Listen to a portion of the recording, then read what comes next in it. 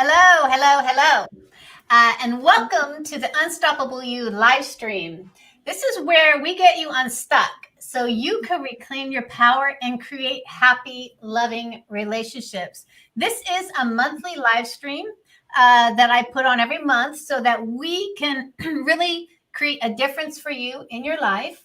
And we really want to support you and relate to you and really just have this beautiful experience with you. And that's why the Unstoppable You live stream is here. I'm Amy Shade. I am your unstoppable coach. I am your moderator.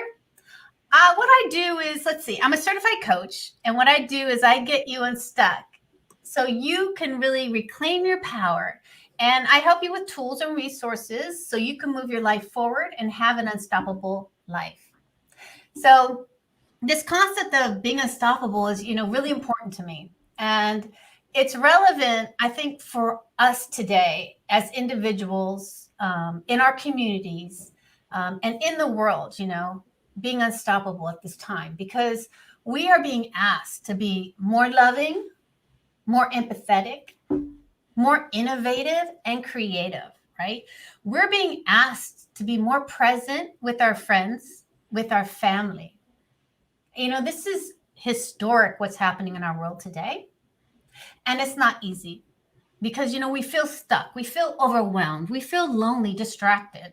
We're unsure about what this new world what really looks like and what it's going to produce for us in the future. But we do know that the old ways just are not working anymore.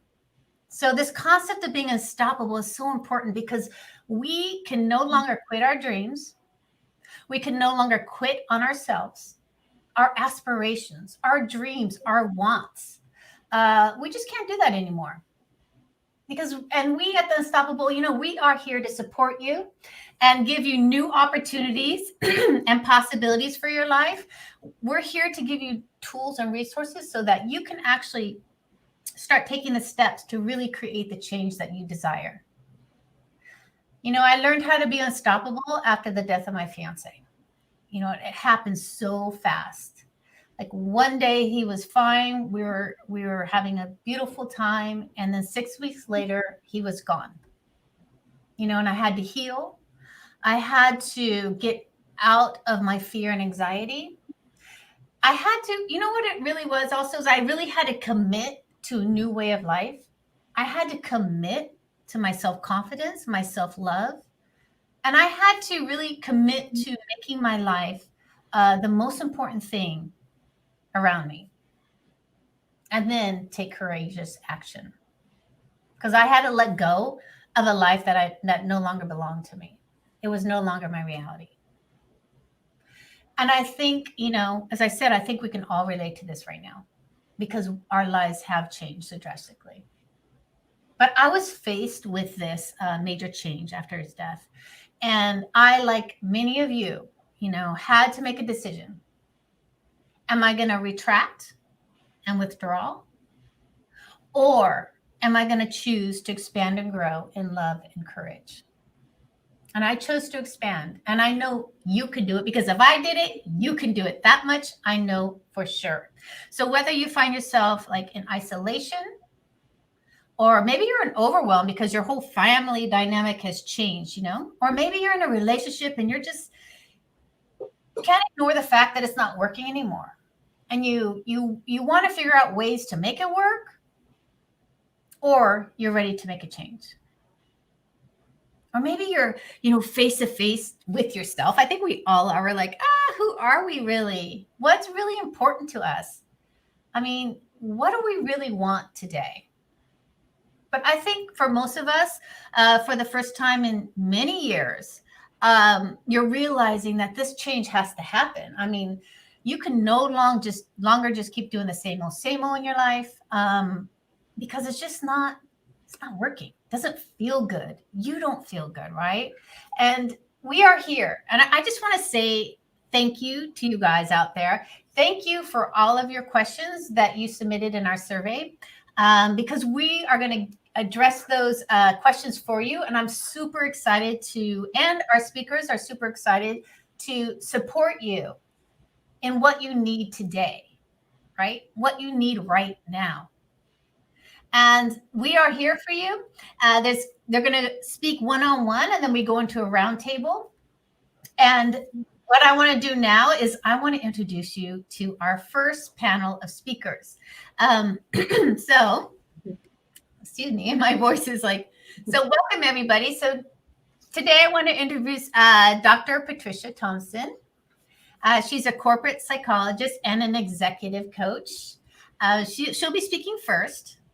And then we're going into Marla Renee Stewart. She is a sexologist at Velvet Lips, which is her own company, and the co-founder of Sex Down South Conference. So we're going to talk about sex today, ladies. And then we have Layla Khan. She is a self-mastery author and coach. Excuse me for my thing. So I'm going to introduce Dr. Patricia Thompson first, and she's going to tell us about herself. So, hi, Dr. Patricia. So, tell us about you, your practice, and then what you're seeing out in the world today. Yeah, so I'm a corporate psychologist and executive coach, and in my work, I work with primarily just ambitious professionals who want to be their best in the workplace. And so that can happen through one-on-one coaching. I also do a lot of trainings with leaders in organizations. I do team building with groups. I also have a lot of online courses on things like leadership and mindfulness and emotional intelligence. But basically, you know, my philosophy is just helping people to achieve their potential professionally, just because I find that, you know, when things are going well at work, it can have a positive effect in your home life. Whereas when things are not going so well, it can have a trickle effect that goes everywhere. And so ideally, you know, people are going to be happy at work, feeling like they're achieving their best and, you know, just fulfilling their potential. And, you know, this year, in terms of what I've been seeing, it's definitely been different just because there are so many challenges in society as a whole. I would say one of the big themes, I mean, just that I see in general, I guess, with professionals is stress. But I think this year it's just been exacerbated so much more because we have obviously COVID. We have all of the social justice movement going on in the United States. We have people having to juggle so many different things that they're trying to do simultaneously. And so just trying to keep up with it all, especially, you know, I mean, I think men are experiencing it, but I think women are experiencing it even worse. So that's definitely a big theme that I've seen. I've also seen just how do you juggle everything and how do you as a leader lead other people through all of this? Because not only are you experiencing this, all the people on your team are experiencing it too. And so how do you help them to show up in a way that's going to be, you know, most positive, where they can feel their best and kind of being compassionate with them? And then I would say something else that I see just as a general theme, and probably more this year too, is just how to show up more authentically. Because I think that when you have big events like this coming up, it causes people to kind of take stock of what's happening in life. I think many people have more time to reflect maybe than they did before, although many have less. But it's just like, is this all there is? And how do I want to really show up and make the best out of my life? And so that's a common theme, but one that I've seen come up more this year too. Yeah. Yeah. And I think what you hit it is like showing up authentically. So, you know, tell me about that shift now for people, because maybe we could have gotten away with certain things before COVID and everything. So, although we're cheating ourselves on, you know, right away, right? But tell me about showing that piece about showing up authentically and what's happening with us now. Tell me what's happening with me. Right? Yeah. So, you know, it's funny because when I think about my own life and my own journey in wanting to be more authentic, you know, there were various kind of decision points, and there were things that happened that almost acted as catalysts to make me want to be more authentic. Like for me, a big shift was, I had two big ones, but the one I'll talk about is, I guess, when I actually went the shift from working for someone else to being an entrepreneur. And I had to show up differently because, you know, the work demanded it, but I was still kind of struggling in that regard. And one of the things that I just came across by happenstance was an article about a book called The Five Regrets of the Dying. I don't know if you've heard of that book, but in the book, basically what happens is there's a palliative care nurse who talks to people on their deathbeds and asks them, what were some of your biggest regrets in life? And the biggest regret that came out was people saying that they wish that they had lived a life that was true to themselves, as opposed to doing what they felt like others would have wanted them to do. And I think that anytime that we're faced with our own mortality, we're kind of faced with this idea that life is short and I'm not going to be here forever. And I think COVID, even if you're not touched by it directly, still, I think makes a lot of people feel, I think rightly so, like more vulnerable, like something could happen to me, or, I might not be here forever. There's a sense of uncertainty. And so I think that has acted as a catalyst for a lot of people just to really think about, what am I here for? How do I want to show up in life? Is putting the mask on that I've been having worth it? And I think it's that that's really been the catalyst for a lot of people. And I have a question. This is the question that keeps coming up. It's like, how do we really know when we're not being authentic? Do we really know? Like, I remember a time before I got into my spirituality and coaching in this arc, I wouldn't necessarily know that I wasn't being authentic, right? So what would be some signs that you could tell an audience that maybe you're not living authentically? Yeah, so I think there are different, degrees of authenticity, and probably like taking a spiritual path is a very deep and grounded one. But I think for a lot of people who are aware that they're doing it, it could be something as simple as not really stating their opinion in a situation, or doing things out of a sense of obligation than really honoring what they really want, or even feeling like in the workplace that they're just maybe not expressing themselves fully and they're constraining themselves a lot. And so I do think that, even if you can't quite put a finger on it, there is this element I think a lot of us can feel of knowing that you're dimming yourself a little bit, or you're playing smaller maybe than that you should, or maybe you're setting yourself short. And so I think anytime you have those moments of feeling like, I thought this, but I said that, or I didn't ask for what I really needed because I didn't know if I should, or I was afraid of rejection, and so I kept quiet. Like all those little things, I think are one aspect of authenticity. And then I think, like I know for me as an entrepreneur, when I was starting, there were things about like, I could put out a video, but I don't know if I really like how I look on camera. So I'm just going to write a blog post instead, something like that, where maybe in the moment I could explain it very logically. But if I took a step back, I know that there was that little quiet voice inside of me that was like, okay, you know what's really going on here. And so I think if you want to get more in touch with your authentic self and the way that you might be holding yourself back, getting quiet with yourself and really listening to that piece of you, I think is a really big part of it. And I have a question for you, because that you might be able to speak into this. Someone from our audience has asked, how do you find yourself? Like, how do I find myself? Like, how do I do that? And I think you're talking into it. Yeah. Well, I was going to say, so I think one big piece of it is it can be hard to be authentic if you've been behaving inauthentically for a while, because you can just get entirely out of touch with what your true feelings are because you've gotten so used to ignoring them. And so I think the way to start is just by checking in with yourself more. For me, one of the things that I do is a mindfulness practice and meditation, where I just get really quiet and I just kind of see what comes up. And instead of judging it or deciding that I should be thinking something different, I get kind of curious about it. And I think just that aspect of exploring yourself and just not judging what comes up allows you to get to become more authentic, or at least in touch with what you really want. I think something else in a similar vein is just letting yourself feel your emotions. I think a lot of us, and this can be people even in a spiritual path, kind of feel like only the quote unquote positive emotions are the ones that you should feel. And if you feel sad or angry or guilt or shame or any of that, you have to put that to the side and just get yourself back to kind of pasting on a happy face. Mm-hmm. And so I think letting yourself feel your feelings is really important, because I think that they can be really illustrative of deeper needs. So for example, if I'm feeling angry about something, maybe that's because there's been some injustice that I feel has been done, or maybe I feel like I need to stick up for myself in some way. And so that anger is really helpful.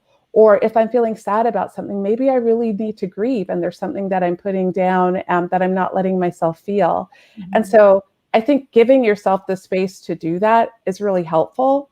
I think a lot of times we might not do that because it doesn't feel good. But I think that what I found is that when you let yourself feel your feelings, they actually tend to pass quicker, than when you're constantly pushing them down and resisting them. And so I think that would be another big thing that would help you to be more authentic. And then journaling. I think journaling is great. There are some places where you can get journals that have prompts. I just like to go free form, just kind of see what comes up for me that day, but just kind of realizing that it's a process. And I think it's one that really is a process probably for your whole life. So I don't think you get a moment necessarily, for most of us anyway, of being 100% authentic and having discovered who we are completely. I think we change across time. And so that's a really important part to understand too. So the other thing is I want to talk about that, because talk about really going toward, like I always say, go towards what you're feeling. Like most people, I don't want to feel, I just push it away. And I find like when I coach people, like even, after someone has passed, I just want it done with. I want the grieving done. I just want it done to move on. But all that avoidance from really what's happening, what does that really do? Like, talk about that, because we just want to shut down and move on. We don't even want to look at that, but that's where the healing is, right? Yeah. I mean, I think pushing it away is kind of like a short-term fix where you might feel better in the moment, but for the long term, it's not really what, as you said, is going to lend you towards healing. And so I think, number one, if you allow yourself to feel your emotions, one thing that's helpful is it just lets you know that you can tolerate it. And so that it isn't something that you have to be afraid of. I mean, I think part of what is the richness of being a human being is having a range of emotions. And I find that when you tend to numb one end of the spectrum, you also tend to numb the other side too. And so if you're trying not to feel pain and hurt and anger, I find that it makes it harder to experience the joy and elation on the other side of the spectrum. And so I think part of it is just not being afraid of it. And again, I think once you can sit with them, you'll be able to see what they're telling you. And in a sense, that will allow them to pass, as opposed to like constantly trying to hold them at bay by doing a stiff arm. Yeah, because I want to put it out there, like anyone out in the audience, does it sometimes feel like with each person you talk to, you're a different person? Who can relate to that, right? I remember going like, I'm like 3 different people to 3 different, like I'm totally just changed. I used to change. Can you speak into that? Like can you relate to that, number one? And then what is that actually saying, or if that's happening, what's going on with us? Yeah. And that's an interesting question, because I would say that I do that to some extent. I think there are different degrees of doing that.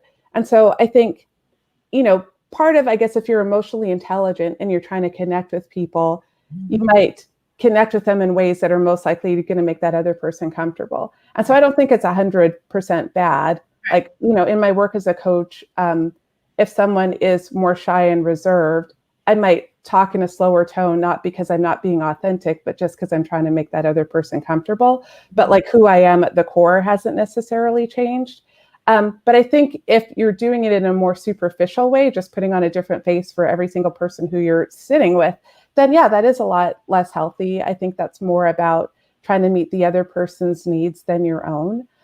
Maybe it's, I wouldn't say a lack of worthiness, but it is maybe at least a lack of feeling truly comfortable in your own skin. I think people who are really authentic have a sense of being really present. and almost just fully embodying who they are. And so even though you might be, telling jokes with one person who really likes that and being more serious with someone else, I don't think that's necessarily changing who you are at the core, as long as you have that sense of presence and groundedness. But I think that if you're someone who finds that you tend to do that, you really need to sit back and ask yourself the question, like, what is that about? Like, am I still myself at the core and I'm just playing up different sides of my personality just to connect? Or am I putting on a front? And if you feel that it's the aspect of putting on a front, then I think that's where you need to get curious and figure out why. And I think a lot of times it has to do with maybe putting the other person's needs above your own, or maybe doing it to avoid, potential rejection, like not being comfortable enough with who you are and feeling like you have to get along with everybody and everybody has to accept you. Yeah, because I'll put myself out there. Like, I do remember doing that with like in a relationship situation, and then with my friends, like two different things, right? So I do remember that shift that I used to make of not being authentic and having even the self-confidence to really ask for what I wanted from the man. But like with my friends, I'd be like, this is what I want, this is it, right? And then and it's like, so can you, I know we're going a little bit into relationship a bit, but can we can you give us like, I don't know, have any of you ever done that? Like, yeah. Well, I think, like I said, I mean, regardless of who you're doing it with, I think it can come down to just a fear of rejection. Yeah.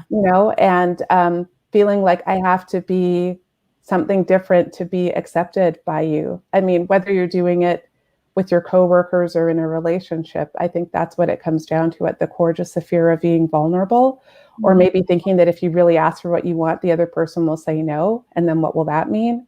And so I think that's what it comes down to.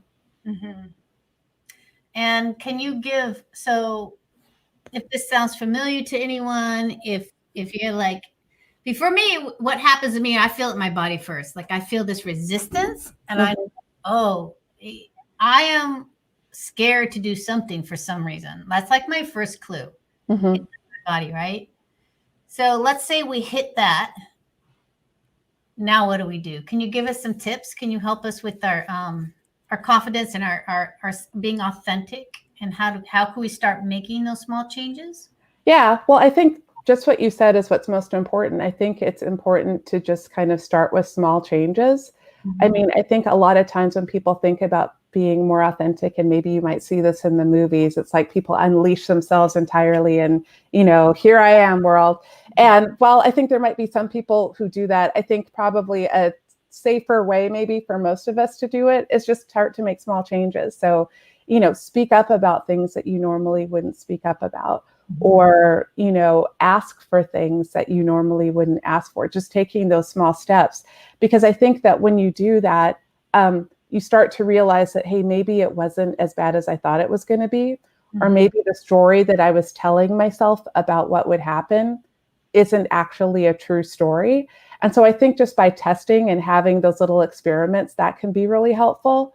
Something else that I like to do is pretend that I'm talking to an older version of myself. And so, like, if I was 30 years down the line, what might I say to myself now?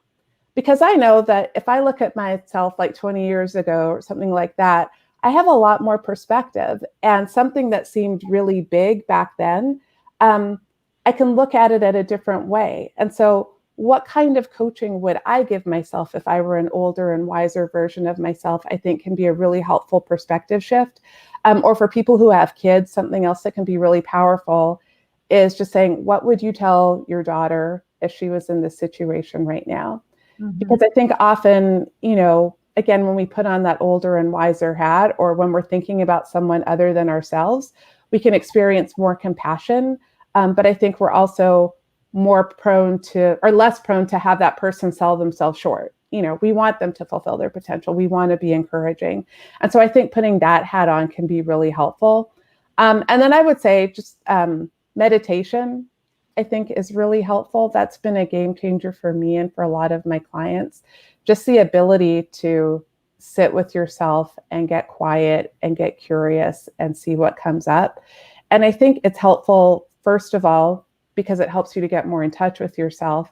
But I also think just from like a physiological standpoint, it teaches you to settle your nervous system down. And so that when you're feeling nervous about pushing yourself in a new way, you've got the skills to be able to breathe into it and to settle yourself down and to be able to take an action from a grounded and a clear pace, as opposed to from a place that's, coming from fear or being in fight or flight mode. So those would be some tips that I would suggest. So it says Patricia Thompson, but I know you're a Dr. Patricia Thompson. Mm-hmm. And yeah. I have a question, because a question that came in that I thought, you could address. And someone asked, how do you tell the difference? We're going to kind of switch a little bit, because I think this is an important question. Is how do you tell the difference between criticism and abuse? That's a big one. It's a big one. So yeah. I bring it to you. Right. Okay. Well, so I would say one thing is criticism is, I guess, something that's designed to help you to be better, but it's usually like someone who's critiquing you in a way that is healthy is coming from a place of kindness. And so again, like if you think in the workplace, you can think of somebody who's coaching you, for instance, and they're coaching you to maybe help you to get better in something, but they're not doing it in a way that's designed to denigrate you or to make you feel bad about yourself. It comes from a place of being helpful. Like, when I was growing up and I was taking piano lessons, every week I would get a critique from my piano teacher about things that I could improve on, but it was said in a spirit of helping me. And I think you can sense that. I think abuse is really coming from a place of control and power and designed to make you feel bad about yourself. Usually, well, actually never with abuse is there kindness involved. Mm-hmm. And so that would be a piece of it too. I think, if you share how the other person is making you feel in terms of when they're expressing something and they don't accept that, or they dismiss your feelings, or, that sort of a thing, then that would, I think, get into the abuse realm as opposed to constructive criticism. I think for a lot of us, constructive criticism can be hard to hear, even when it's not abusive. But I think that if you can communicate to the person that, hey, if you communicate it this way, this usually works better with me, and they honor that, then that's more likely to be something that's helpful, as opposed to something where the person is, labeling you or calling you stupid or trying to put you down. Criticism has more, I think, to do with the behavior and helping you, whereas abuse has more to do with kind of insulting who you are as a human being, mm-hmm. or, labeling you as a whole and, trying to make you feel bad. Yeah. And I think if you walk away from a situation feeling defeated and injured and hurt, then I think that's like more. Can you talk a little bit about that? Like, if you walk, how would you feel? Like, for me, when people criticize me stuff in a constructive way, I'm still like, but I believe this, right? Like, I'm still like, Yeah, I mean, I think that can be a good cue, but it kind of depends on the person still, because there are people who are really sensitive to all criticism. Mm-hmm. And so even if something is constructive, they don't have your pluck and your gumption to be like, well, hey, I don't care. So I think when you start to feel defeated, that would be the first cue to maybe check in and see, is this triggering something in me, like in terms of my own needs for perfection? Or is this something beyond that? And so I think if you're sure, like for yourself, no, I can take criticism fine from other people, it's not an issue. Well, then you have to start to consider, well, is it this particular person and are they being abusive? And so I think if you have that reaction to everybody, I would doubt that everybody's being abusive to you. It's probably just that you have a hard time with criticism. But I think if it's different in terms of how you feel, then that would be a really good indication. Yeah. Yeah, I think, thank you for that, because, it is a fine line for many women, like, yeah, for some, yeah, it's like very like, what's exactly happening here? Well, another question too would be, if someone were talking like this to my close friend or to my daughter or to my sister, how would I feel about that? so that you take yourself out of the equation and any baggage that you might be carrying, and you can just think about it more objectively. And I think in that instance, you can be probably a lot clearer about if it's abuse or not, if you just put it on someone else and think it that way. Yeah, because for many of us women, it's like we're nicer to other people than we are to ourselves. Yeah, absolutely. Unfortunately, right? Yeah. So that's another talk. But I do know that you have something for our audience, a free gift for them, and I'm to really for your checklist for success. Can you speak about that? And yeah, absolutely. So authenticity, I think, is one aspect that can help you to be more successful in business and in your professional lives, but there are many others. And so in my work, I've worked with a lot of really successful people, and they've worked on a variety of different things in coaching. And in this checklist for success, what I've written down are 40 of the biggest growth areas that can help people to be more effective. And so it's everything from, delegation to relationship building and networking at work, to becoming a more effective leader, to managing stress. And in it, I've also included links to a lot of different articles on my blog that are relevant, if you want to take a deeper dive on any of those topics. So I encourage you to check it out, just sign up for it. And I'd love for you to check it out. Thank you. Yeah. And as I say, it's like Dr. Patricia is such a lovely person, easy to talk to. And yeah, so take advantage of that. This is one of the reasons why we are here, and we offer a lot of free things. A lot of coaches, we offer free things for you to really make changes in your life, because we are of service. That's just who we are. Inside and out. People like us, we're like, we want to help and we want to be of service so we can make this place, world a better place. So I know. Thank you, Rashima. She's lovely listening to Patricia Thompson. And Nisi loves your outfit, Marla. Thank you, Nisi. Like, wow. I know. I need to. I need to up my game. And then the beauty of being a human is enjoy the range of emotions. Yeah. Absolutely. Yeah. Once you get comfortable with it, it is a beautiful so LinkedIn is not working. What? Let's do what? This. Okay, that's odd. But if you want, you can email me or send me a note in my contact form on my website, because I'm not sure why that's not working. I guess I should have checked that ahead of time. Apple V. I checked it, so it's probably from my PDF is the problem. Check it. Okay. Well, give practical tips on being more authentic. So you can reach out to her, and we need to. It's Marla's turn. We're going to talk about sex, but yes, we can go over that in the roundtable. And hopefully the checklist, I'll put it in the internet on the browser, then put it in for next time. Yeah, while you're interviewing Marla, I'll check it out too and make sure that it's working. Yeah. All right, so I'm excited to speak with Marla. And let me see here if I can. I don't want to do that. I'm playing with yes, we'll do this. Okay, with Marla Stewart. So tell us, Marla, tell us what you do and what you're experiencing. It won't let us download it. Yeah, I see that. I'm going to try and fix it. I'm not sure what's going on, but I'm listening in, and I'll get it fixed. So Marla Stewart, now ladies, we're going to talk about relationships, sex, and really reconnecting and getting it hot and heavy with your partner. So Marla, tell us about you and really what you're seeing out in the world today with women.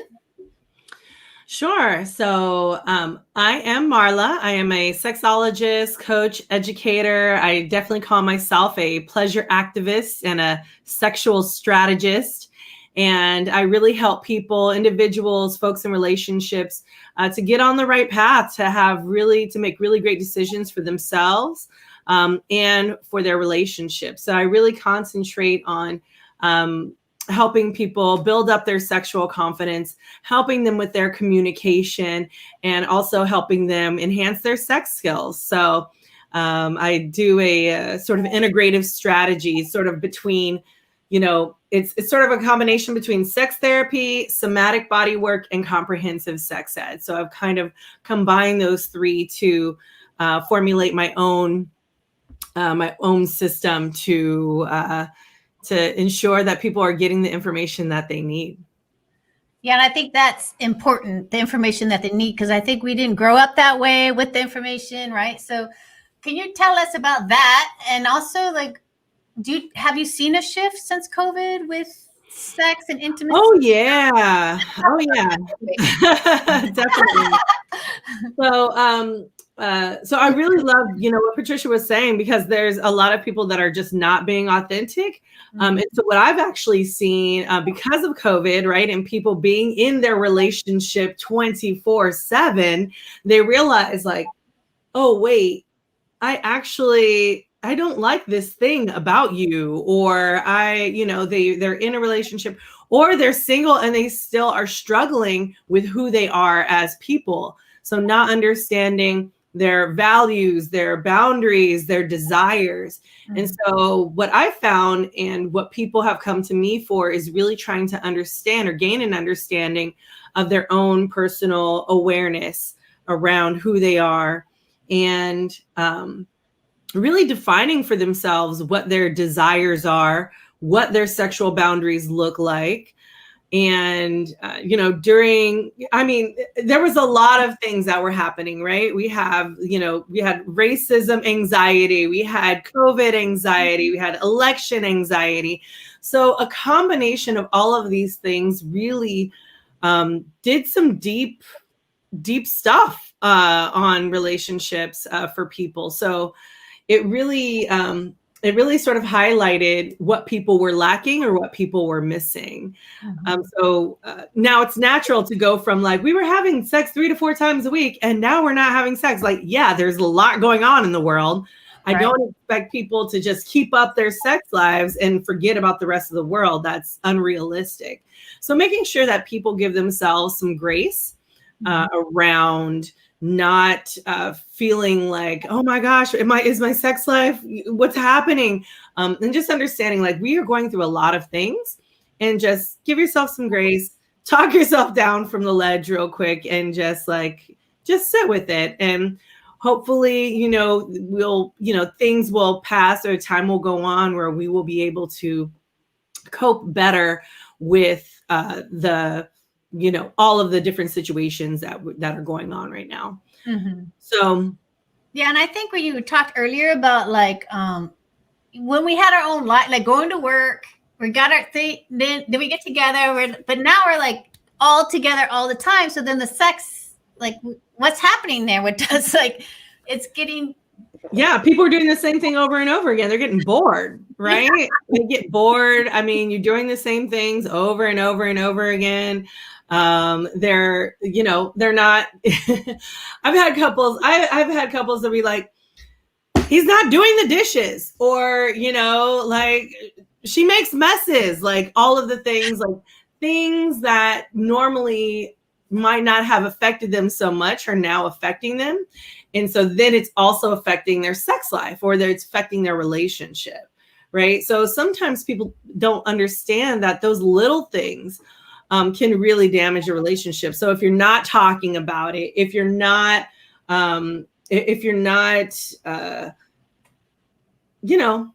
helping with the relationship and compromising in the relationship, it's going to be an issue for you.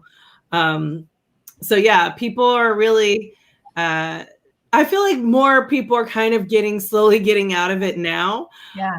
Now that we're kind of used to this life a little bit. So people are kind of like, okay, let's sort of get back on track.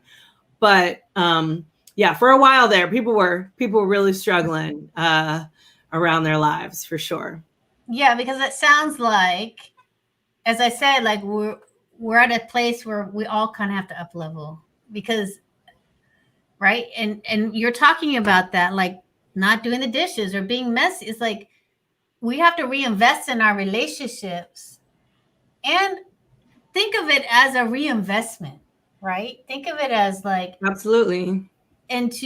So when you make that choice, right? And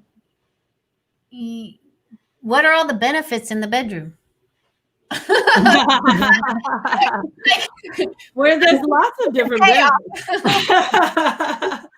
So a lot of times, and particularly as women, we like to say no, right? Like our human reaction is to sort of rebel. That's just humans in general. Mm-hmm. And a lot of times when someone asks us for sex or asks us something, we tend to say, we want to say, or a lot of people say no, or I'm tired, or I have a headache, or they don't get beyond their feelings, right? And that can be a real big problem because you start to stunt your sexual growth as a person in a relationship. And so what I encourage a lot of women to do in particular is to say yes, right? Yes, you might have a headache. Just say yes. Your headache probably will go away. Sex actually has many health benefits. So, that could be one of them. It relieves stress, right? Like lots of these different things. And we also have to understand that behavior is the thing that is going to change our feelings. Our feelings are not going to affect our behavior. So we need to understand that it's the other way around. So for instance, I have my couples have smile, or I had a workshop the other day. I was like, just smile. We're going to smile. We're all going to smile for 20 seconds. And everybody smiles, right? And then I'm like, well, now how do you feel? Oh, I feel good, right? I feel great. That's because you did something, you did that behavior. And from that behavior, it formulated your feelings. And so understanding that first and foremost is going to help you in your relationship. Just know that you can move forward and you can say yes to sex. I mean, honestly, if you're, I'm very goal oriented. So, I like to have orgasms. Yes. And, of course, you want, pleasure equity in your relationship. And at the same time, I'm like, if you're getting those orgasms from your, partner or partners, then there's no reason why you should be saying no, right? Right. Now, if you're not getting pleasure and you don't have pleasure equity, you're not coming, you're not having orgasms, you're not getting fulfilled sexually, of course you're going to say no, because it's only logical. You don't do this thing because it's not giving you pleasure, right? So it's for me, I think very logically about these things. So understanding that, like, if you're getting pleasure and you're going to have a good orgasm or a great orgasm, there's no reason to say no to sex, right? I love that. I love that pleasure equity. Yes. Yes.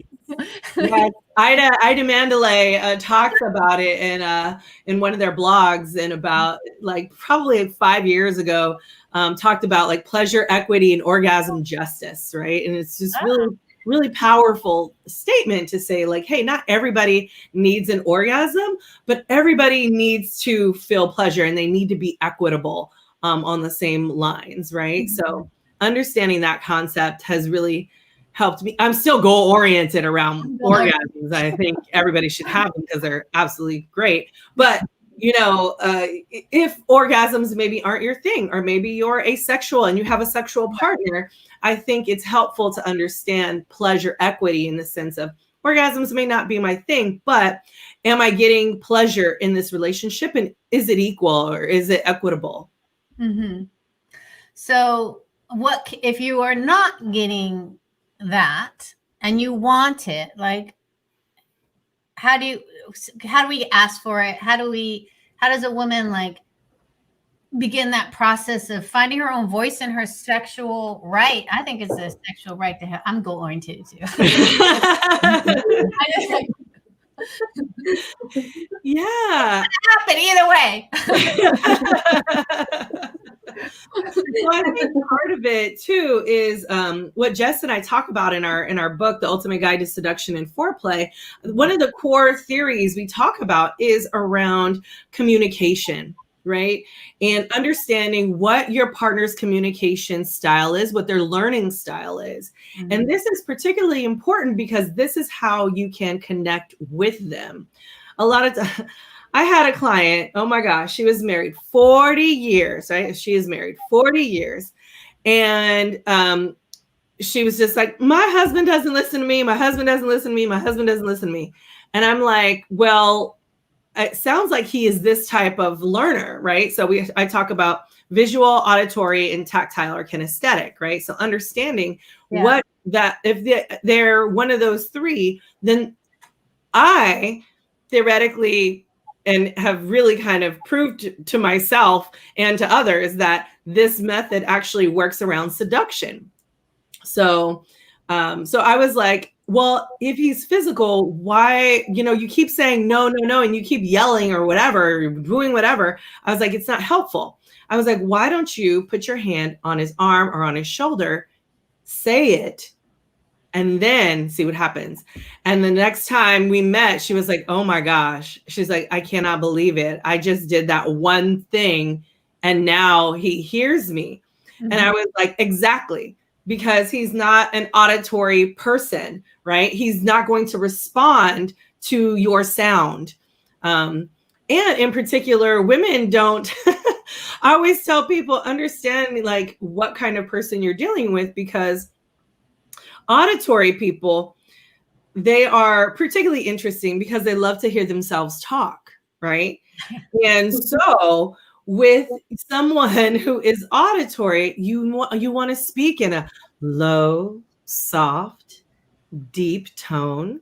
Mm-hmm. You want to make sure that everything that comes out of your mouth is something they listen to, right? Mm-hmm. So it's really, really important to make sure that okay, this is auditory or they're visual or they're tactile. And there's different methods of communicating that we talk about, particularly in the book, on how to gain somebody's attention, right? So if someone's visual, what you're going to do is rely on that eye contact, right? If they're also visual, that means they're daydreamers. They like to see things in their head.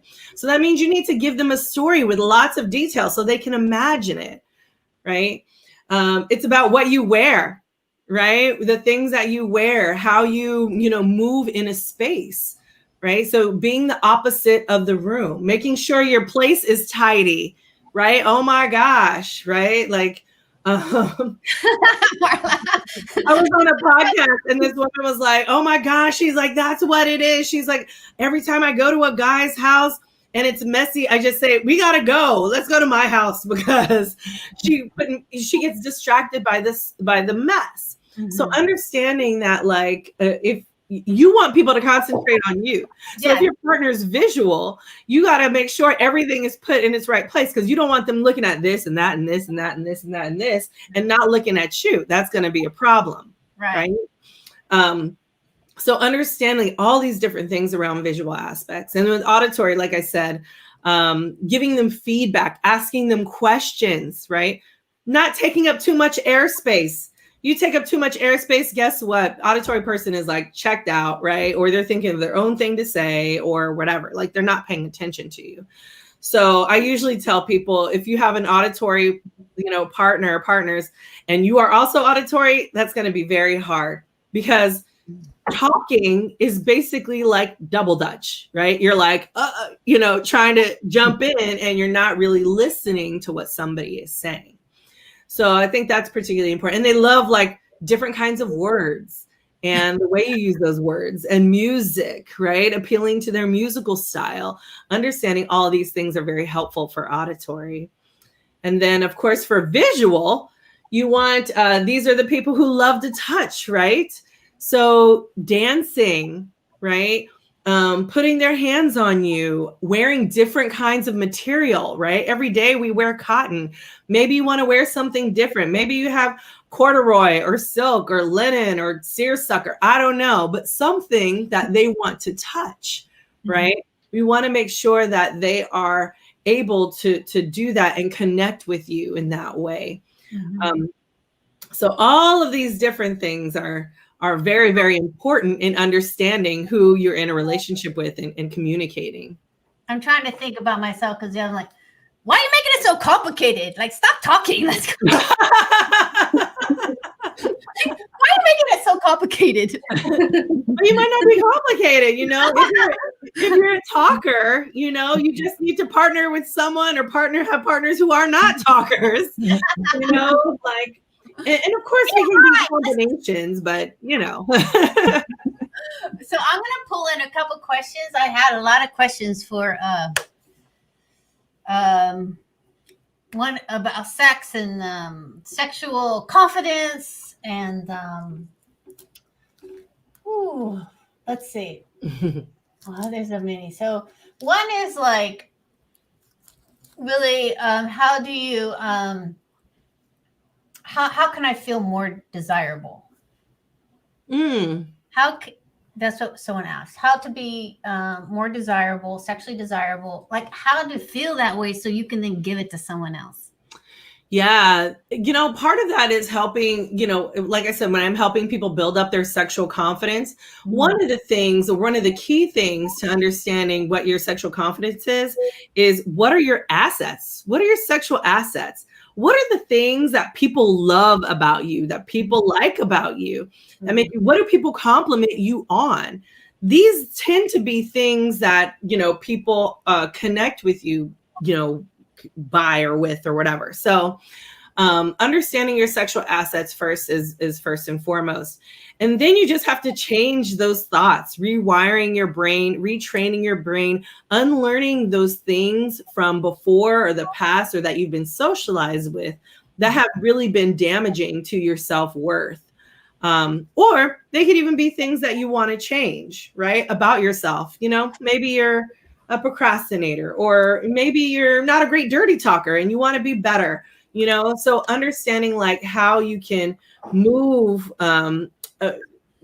turn those negative thoughts into positive affirmations and repeating those, right? Repeating those every day, saying them out loud. I'm a bit into the woo, you know, I encourage my people to get into the woo a little bit. And so, but saying it out loud, speaking it out loud, for me has been helpful, and for my clients has also been helpful. And so, I mean, that's why I personally believe in it. I had a client who came to me and she's like, all these short guys come to me, short guys. They just come to me. They're always short. They know I'm tall. I don't understand. Why do I always attract short guys? And I was like, that's all that comes out of your mouth is short guys. So that's all the universe hears is short guys. Oh, I'll bring short guys. So you have to change what you want. You don't say, I don't want this. Right. You say, I want this, right? I want tall guys. And I had her, you know, say that twice, 3 times a day for 7 days. At the end of that week, she called me. She's like, oh my gosh, I have a new date with a tall guy. And I was like, sometimes that's all you need to do is just kind of shout it out, give it the emotion, give it the full breath of you and your existence and what you want. So I'm a true believer that the universe, you know, is a manifester of the things that you want and desire. It's just a matter of you tapping in and understanding how it actually works. Yeah, because I always say, like, you don't want to confuse the universe. You know what I mean? Because whether you want something, but you're doing something that's not going to get that, you're confusing the universe. You know, that's where like you got to put yourself over on this side completely. So the universe knows what to give you. Exactly. You got to be very, very intentional. Very intentional.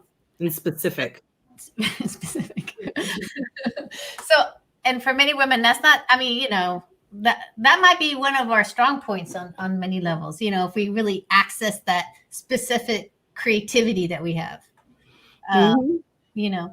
So I have one more question because I know Nikki Sticks. So she she has a question because there was infidelity, and how to work to regain my partner's trust. But also because when you're in that situation, many times, how do you stand up for yourself and be seen and heard? And she wants her feelings to matter, right?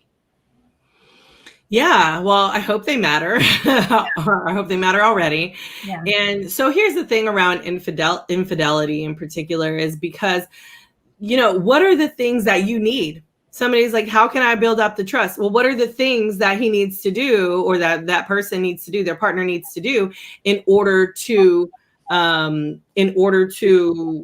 feel secure and good, right? What are the things that need to happen, or the things that need to be put in place? You can't just say like, I don't trust you. You need to gain my trust back. And then like not tell them how to exactly do that, right? I think that, because I think she's the one who needs to build the trust back, right?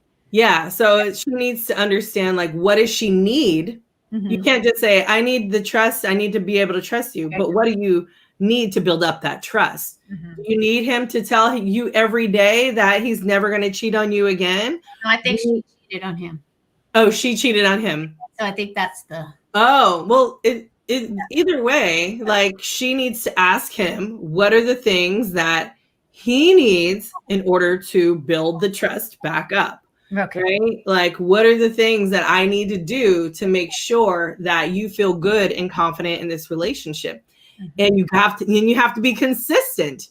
You can't just be like, oh, you told me I had to wash the dishes and I washed them one time. And so are we back to normal now? No, right? Like you need to be consistent in whatever it is that they need in order to trust you again, And this is because we've all been there when we're stating something and it's discounted because of our behavior, right? Like how many times I've been in many situations where I knew what was what, but because of a situation, it got discounted, right? Can you give me an example? Like, what do you mean?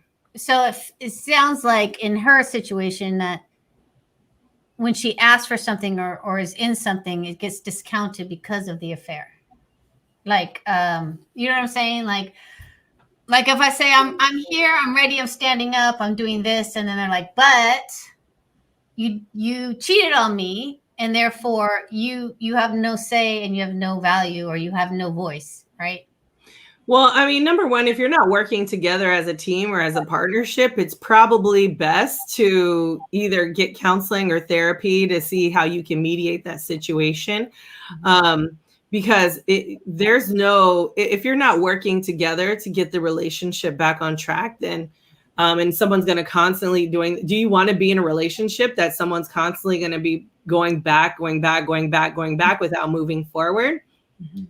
I don't want to be in a relationship like that. So I think, if you need to figure that out, or that person needs to be in there, they need to figure that out. Mm-hmm. I think through counseling or through therapy or through sex coaching or, whatever it is that they, to get on the same page. Because once you start doing the blame over and over and over again, who wants to live like that? Yeah. And like Patricia said, like, you don't want to be going through life trying to, do not living authentically and being miserable. Right. Mm-hmm.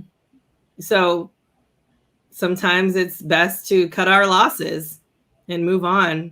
And I hate to say that too, sometimes, especially as someone who loves to keep people together.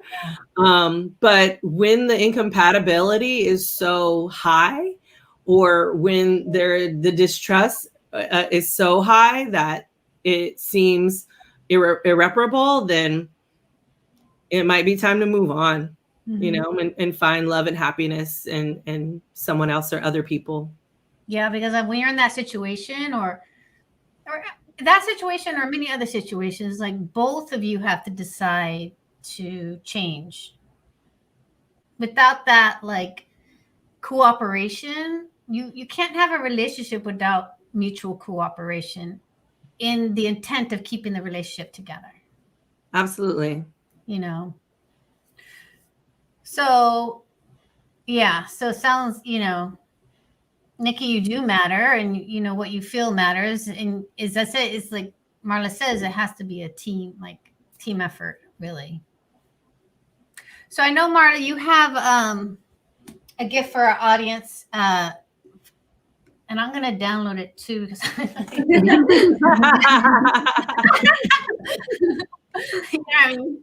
okay. Yes. And so tell us about that, and I'll put it in the chat, and hopefully it'll all go. Yeah. So please, I have an erotic activity bucket list.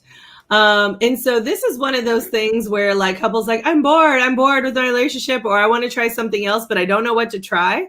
Yeah. Like this is sort of like, get this list. And I always say, if you have a partner or partners, fill it out in silence. And then exchange with each other to see what are you turned on by? What is something you'd like to try? You know, is it something that you can do together so that both of you, or however many of you are in the relationship, can feel good and feel very, experimental, or, so that it's kind of it's a fun bucket list thing. So you if you're very adventurous and you're like, let's try everything on the list, go for it. If you're like, I just want to try like a few things, but I just needed a spark, or I needed some ideas, like that's what that's for. So yeah. I love that. And I think it speaks to one of our audience members it was about, like it's getting, my relationship is just kind of boring is what they're saying, right? So this could spice it up a bit for you. Definitely trying something new, going to a sex shop and being like, okay, we have this list, is there something we need to do, whatever the case may be. Yeah, it'd be interesting to know how many of you have actually walked into a sex shop out there. I mean, I'm fine with that, but it's an adventure. It does open your eyes up to a lot of new toys. Oh yeah. A lot of new possibilities out there. You're like, whoa. Okay. So during this time is our roundtable. But before we do that, I'm going to introduce Layla Conigan, because she's our third speaker, and so can you tell us a little bit about yourself, Layla, before we start the roundtable? Yeah. Hey, everyone. So, of course, my name is Layla. I'm an author, public speaker, coach. Really what I do is I help women with to activate the soul-led success. So where she taps into who she is, like it is woo for sure, taps into her inner potential and manifests from an aligned place as opposed to from an ego place. And yeah, it's absolutely fascinating. It's all about manifestation and creativity and alignment with the universe and so much. So I'll be sharing more of that as we go through. Great. So this is our roundtable section. And so what I'm going to do is I'm going to pop in one of the questions from the audience first. And I'm going to ask, someone asked how to stop living in the past. So it could be, anything like, how do you stop living in the past? Yeah, I love this question because I think life just is always unfolding, right? And so the name of my company is Life is Today Coaching, and my kind of tagline and message from my heart is that life is today, is right here, it's right now. The past doesn't exist. Literally 10 seconds ago is already in the past. The language tells you that, right? 10 seconds into the future is not here yet. And so one of the things that a lot of people tend to do, and I've done this myself as well, is we get stuck in the past. We get stuck in memories, and we get caught up in things that have happened, conversations that have happened, memories that have taken place, and so on, things that maybe weren't said, and so on. And we get caught up in the memory rather than living in the present moment, and actually from that place, just enjoying things as they are, right? And from that place also manifest in the future. And so one of the ways to let go of the past is to actively make that decision. I'm big on decisions and commitment, because the moment you make a decision, And the moment you commit is when the universe, first of all, feels your vibration, and then the changes start to happen, right? Because you've committed. And so a great technique actually to let go of the past is to journal out, what is it that you're going over, ruminating over, write it down in your journal, just get it out of your system, and then release it. So if it's on a piece of paper, you can release it safely by setting it alight in your bathroom or somewhere and making sure it's a safe environment. So, or ripping it up and throwing it away, and intentionally saying, I'm letting go of the past. I'm letting go of the things that happened. I'm letting go of who I used to be. I love this question because this is something that I've been going through in the past few days, where I've let go of the woman that I was up to like even 6 months ago. Exactly, right? And so it's been a process just to say, okay, that was not necessarily a phase, but I was going through, a soul journey of a particular type for a certain amount of time, which required me to go deeper within and unravel more of who I am. But it's done now, and now we move forward with gusto and light. Yeah. I was just going to add, I think in addition to that, and this is kind of piggybacking off of that, it can be really helpful to focus on the lessons learned. Because I think that sometimes we can spin our wheels on past experiences and like focus on what we wish we would have done differently instead of figuring out, well, what's the lesson that I can take from this? And I think if you can think about the lesson that you can take or how it can contribute to your growth, then you can feel more empowered as opposed to feeling helpless as a result of what happened to you in the past. And that can also, I think, give you the wherewithal to make the decision to go forward and not to have to bring your past with you. And I think if it's something that you need to forgive yourself for, then, going through a process of forgiveness, and again, that's a decision, or, you might need assistance from a professional helping you with that. But I think it's really just kind of taking what you can from those past experiences, letting the rest go, and then moving forward, like Layla said. Marla, you want to jump in? I feel like they covered it. Right. I don't really have anything else to add. And I think one of the key, if you feel like you're living in the past, I think it's a good exercise to really create new hope and new possibilities now for you.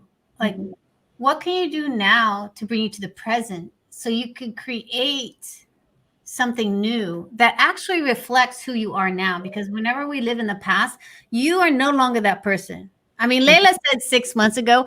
I would say yesterday. I'm a different person than yesterday.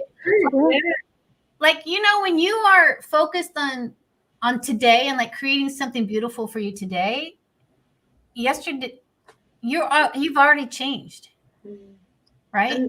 And the thing is, like, energetically, just as human beings as well, we're actually on a journey of becoming who we really, truly, deeply are, becoming our higher self, really activating that and stepping into her shoes, right? And that's a journey. And so that journey, I mean, we often hear of the butterfly and its process and caterpillar and the metamorphosis and then becoming a butterfly.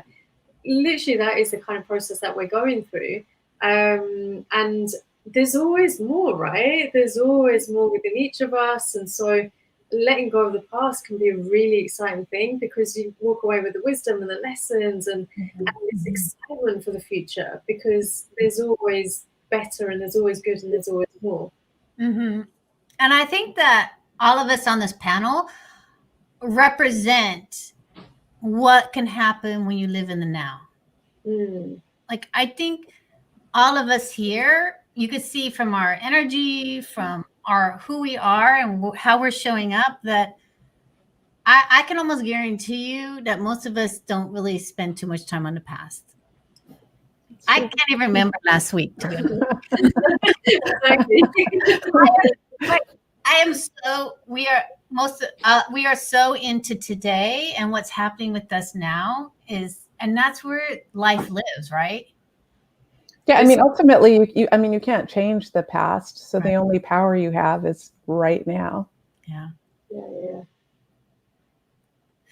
And Leslie says, I always forget about self-forgiveness. Thank you for that reminder. You can't ever forget about self-forgiveness. Yeah.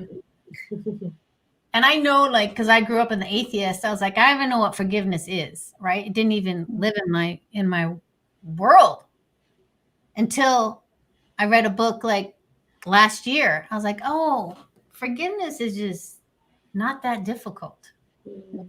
Can we speak about forgiveness? Who wants to speak into forgiveness? Forgiveness. It's one of my favorite things. It really is, because it is about, there's so many layers to it, and it is actually a lot easier to do. And it essentially comes down to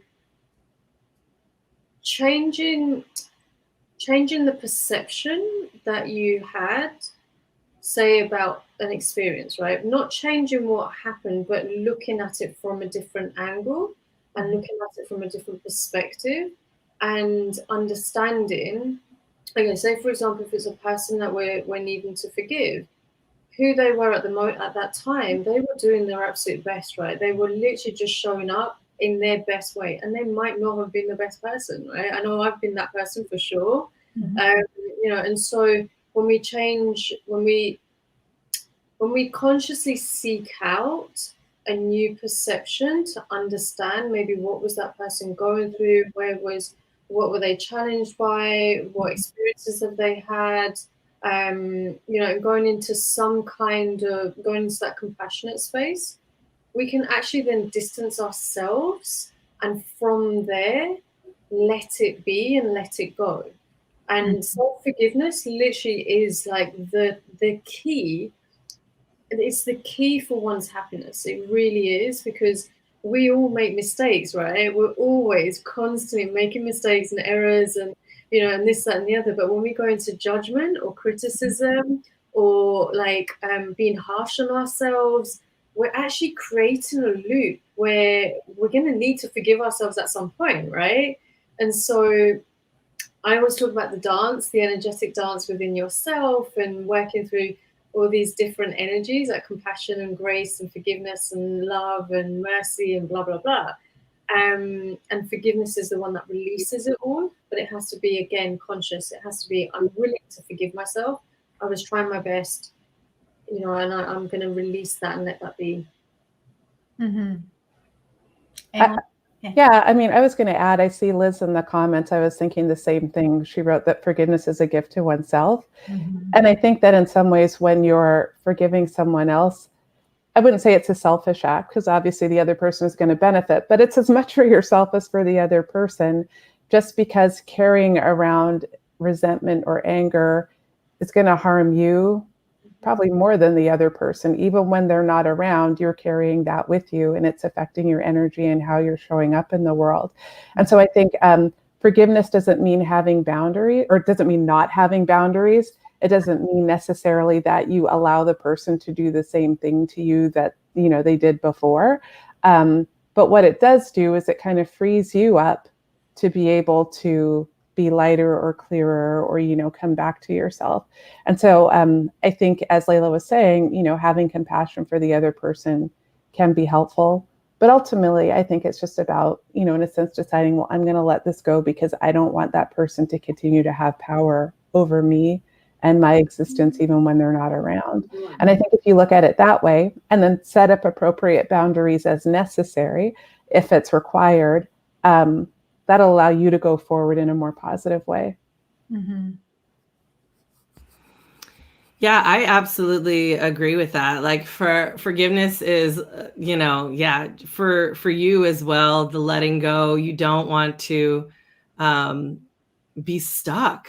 I just feel like when people don't forgive, they're just stuck, and it's just like, you don't evolve, you don't grow, you can't move in a way that you really need to move to move forward. So forgiveness is powerful. And I just, it's like, it's forgiveness is like the first step into happiness, like Layla said. It's just like, my spiritual teacher said to me about this one person who had many effects around many people. And she says, if you're in a room and all of you are there, why does he get to be the most happy person in that room. Why does he get his happiness and you don't? And I was like, oh, that's over. It's my time to take responsibility for me, right? Because he doesn't get to be the only one happy in this world, no matter what, right? That shifted. I was like, whoa, hey, no way. Yeah, so non-forgiveness does keep you stuck. And I think that if you, when we talk about living in the past and having that, it's like maybe you need maybe you need to go straight to forgiveness in there. Yeah. You know? So I'm going to bring in a spiritual lesson that has helped me through my journey with my fiance's passing away and really going back to school. I mean, just getting my coaching, just moving on, starting a business. And that is the spiritual lesson of you are where you're supposed to be.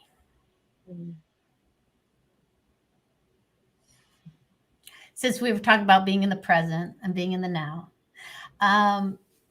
So I'm going to speak on this first because when I went into that spiritual teaching of you are where you're supposed to be, and at that time I was 43 years old, sitting in a classroom with 19-year-olds at the community college because I went back to school. And I said, Amy, you are where you're supposed to be. Where is the lesson? How can I be better? How can I do better? And when Frank was through his sickness and I was taking him through that journey, you are where you're supposed to be. How can I show up for him in a way that's going to help him? Who do I need to be? Where's the lesson for me in this, right? How can I grow from this?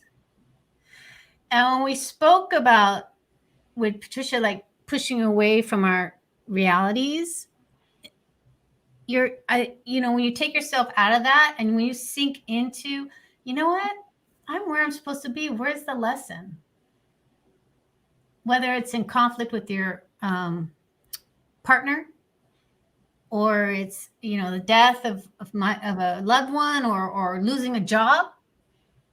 Like when my dance jobs start going away, I'm like, I'm where I'm supposed to be. Where's the lesson? That is over. Where's my new life? So I just want to speak into that a little bit to give you some little more context, because sometimes I just threw it in there. So who wants to speak on that, like that lesson of you are where you're supposed to be? I mean, I can speak to one aspect of it, which is, when I'm teaching mindfulness, one of the principles I teach is something called radical acceptance,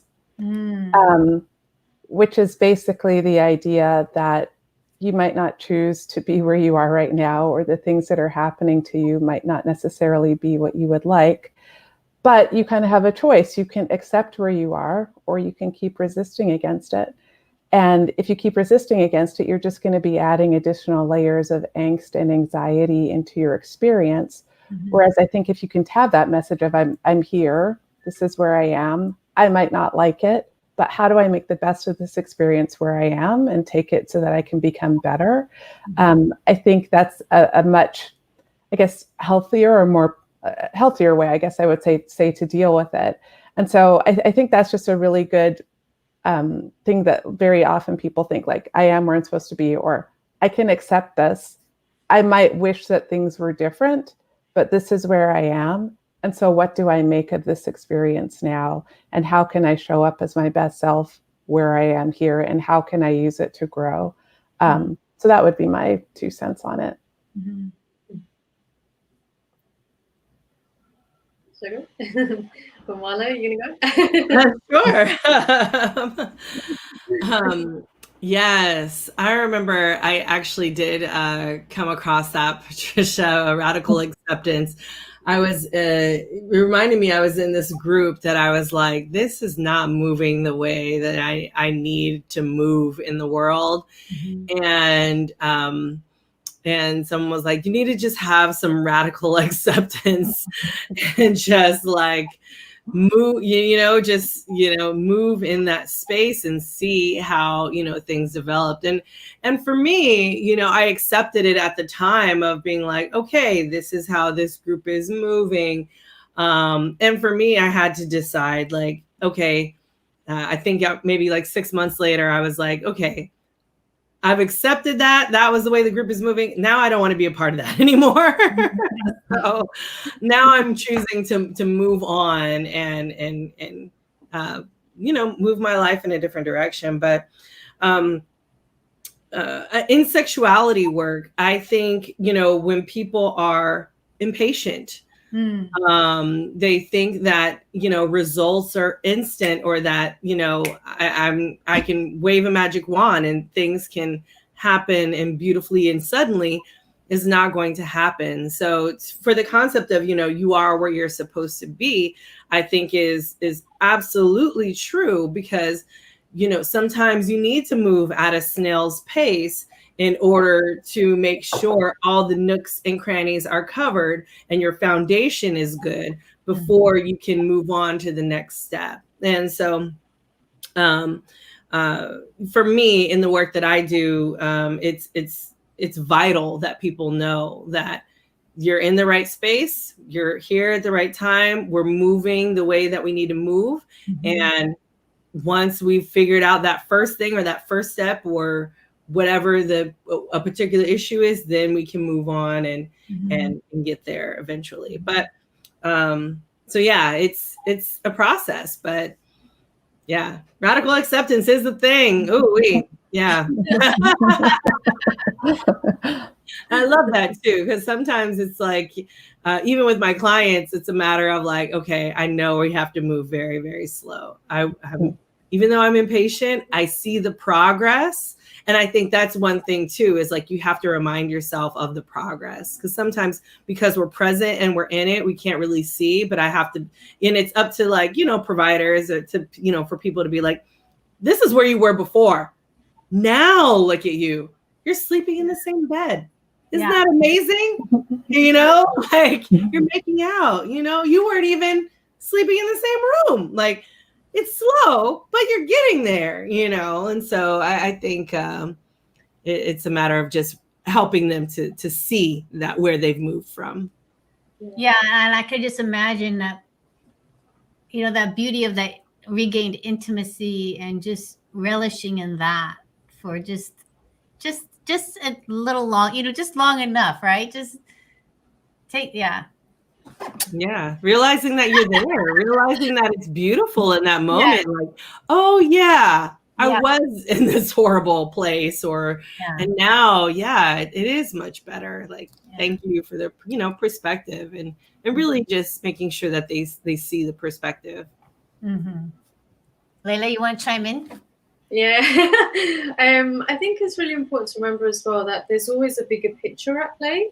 And so when we look at from a deeper level, from a soul level, there are deeper aspects such as surrender, right? And trusting and having faith in the universe and having faith in yourself, right? So that's the bigger picture. And then the specifics of the fact that it is this moment, right? It's just this moment that you are in. And, like we're saying, Patricia and Mara as well, about the present moment, it's in the present moment that you've got to just open your eyes to acceptance, that maybe the lesson is to surrender, accept that maybe the lesson is to have deeper faith in yourself and in the process. And so where a lot of people tend to get stuck, a lot of the women that I work with get stuck, is they want the bigger picture, like now, like Marla was saying, but there is a process and it is step by step. And so when we can just kind of surrender and trust that, because we're not taught how to surrender. We live in a world that has been, up until earlier this year, has just been go, go, go, push, push, push,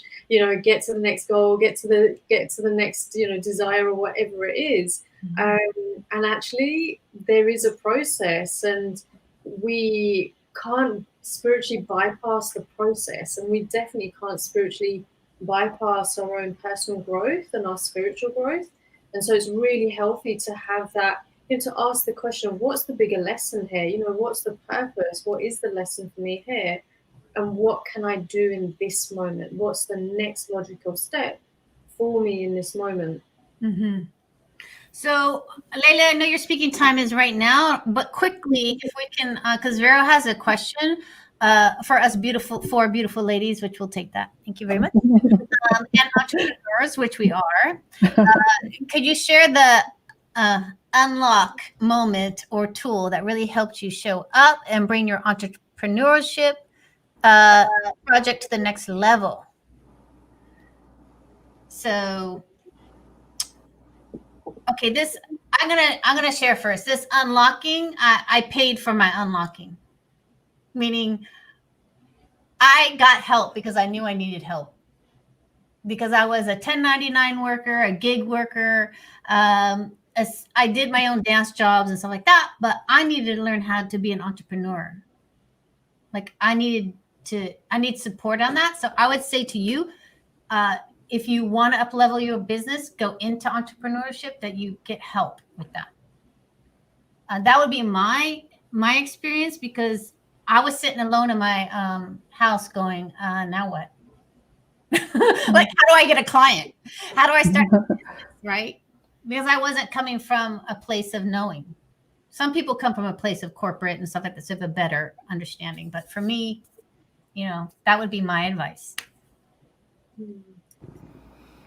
I think, there's lots of inspirational books out there. I don't necessarily think I have an unlock moment either, but I do have lots of inspirational moments. I'm always reading and always making sure that I'm reading, entrepreneurial books, marketing books, things that will help me move to the next level. So, or, to the next phase or whatever project I'm doing.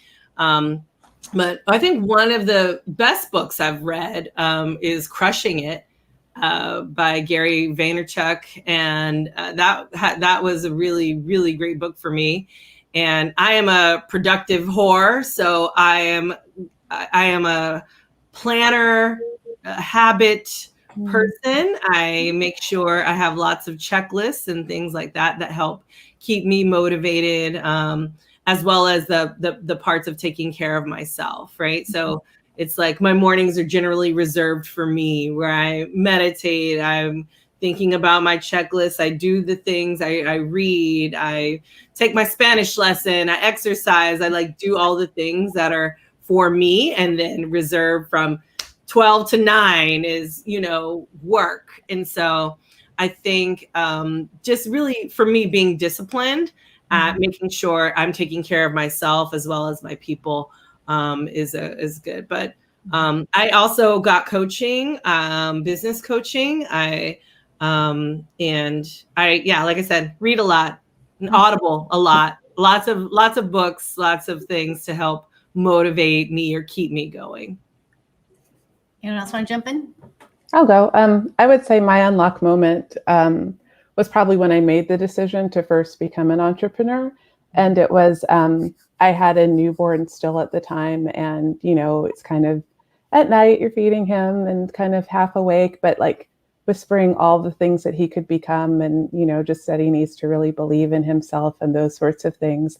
And I heard myself saying it, and I'd been on the fence about becoming an entrepreneur for a while, even though I really wanted to do it, but I was more likely letting fear hold me back. And so I guess, just hearing myself say that to him, let me see what sort of a hypocrite I was being. And so that was, I think, what guided me to make the decision to fully commit.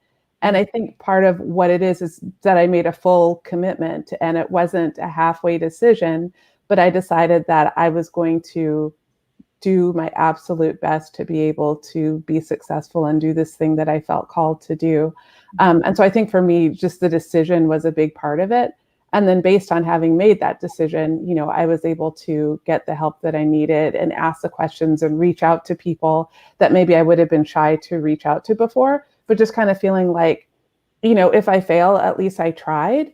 And so I think having that in the back of my mind has encouraged me to try a lot of things that maybe I normally wouldn't have tried, just because I'm not as afraid of trying or the rejection or any of that. And so I think if you put out enough energy or try enough things, something's got to hit.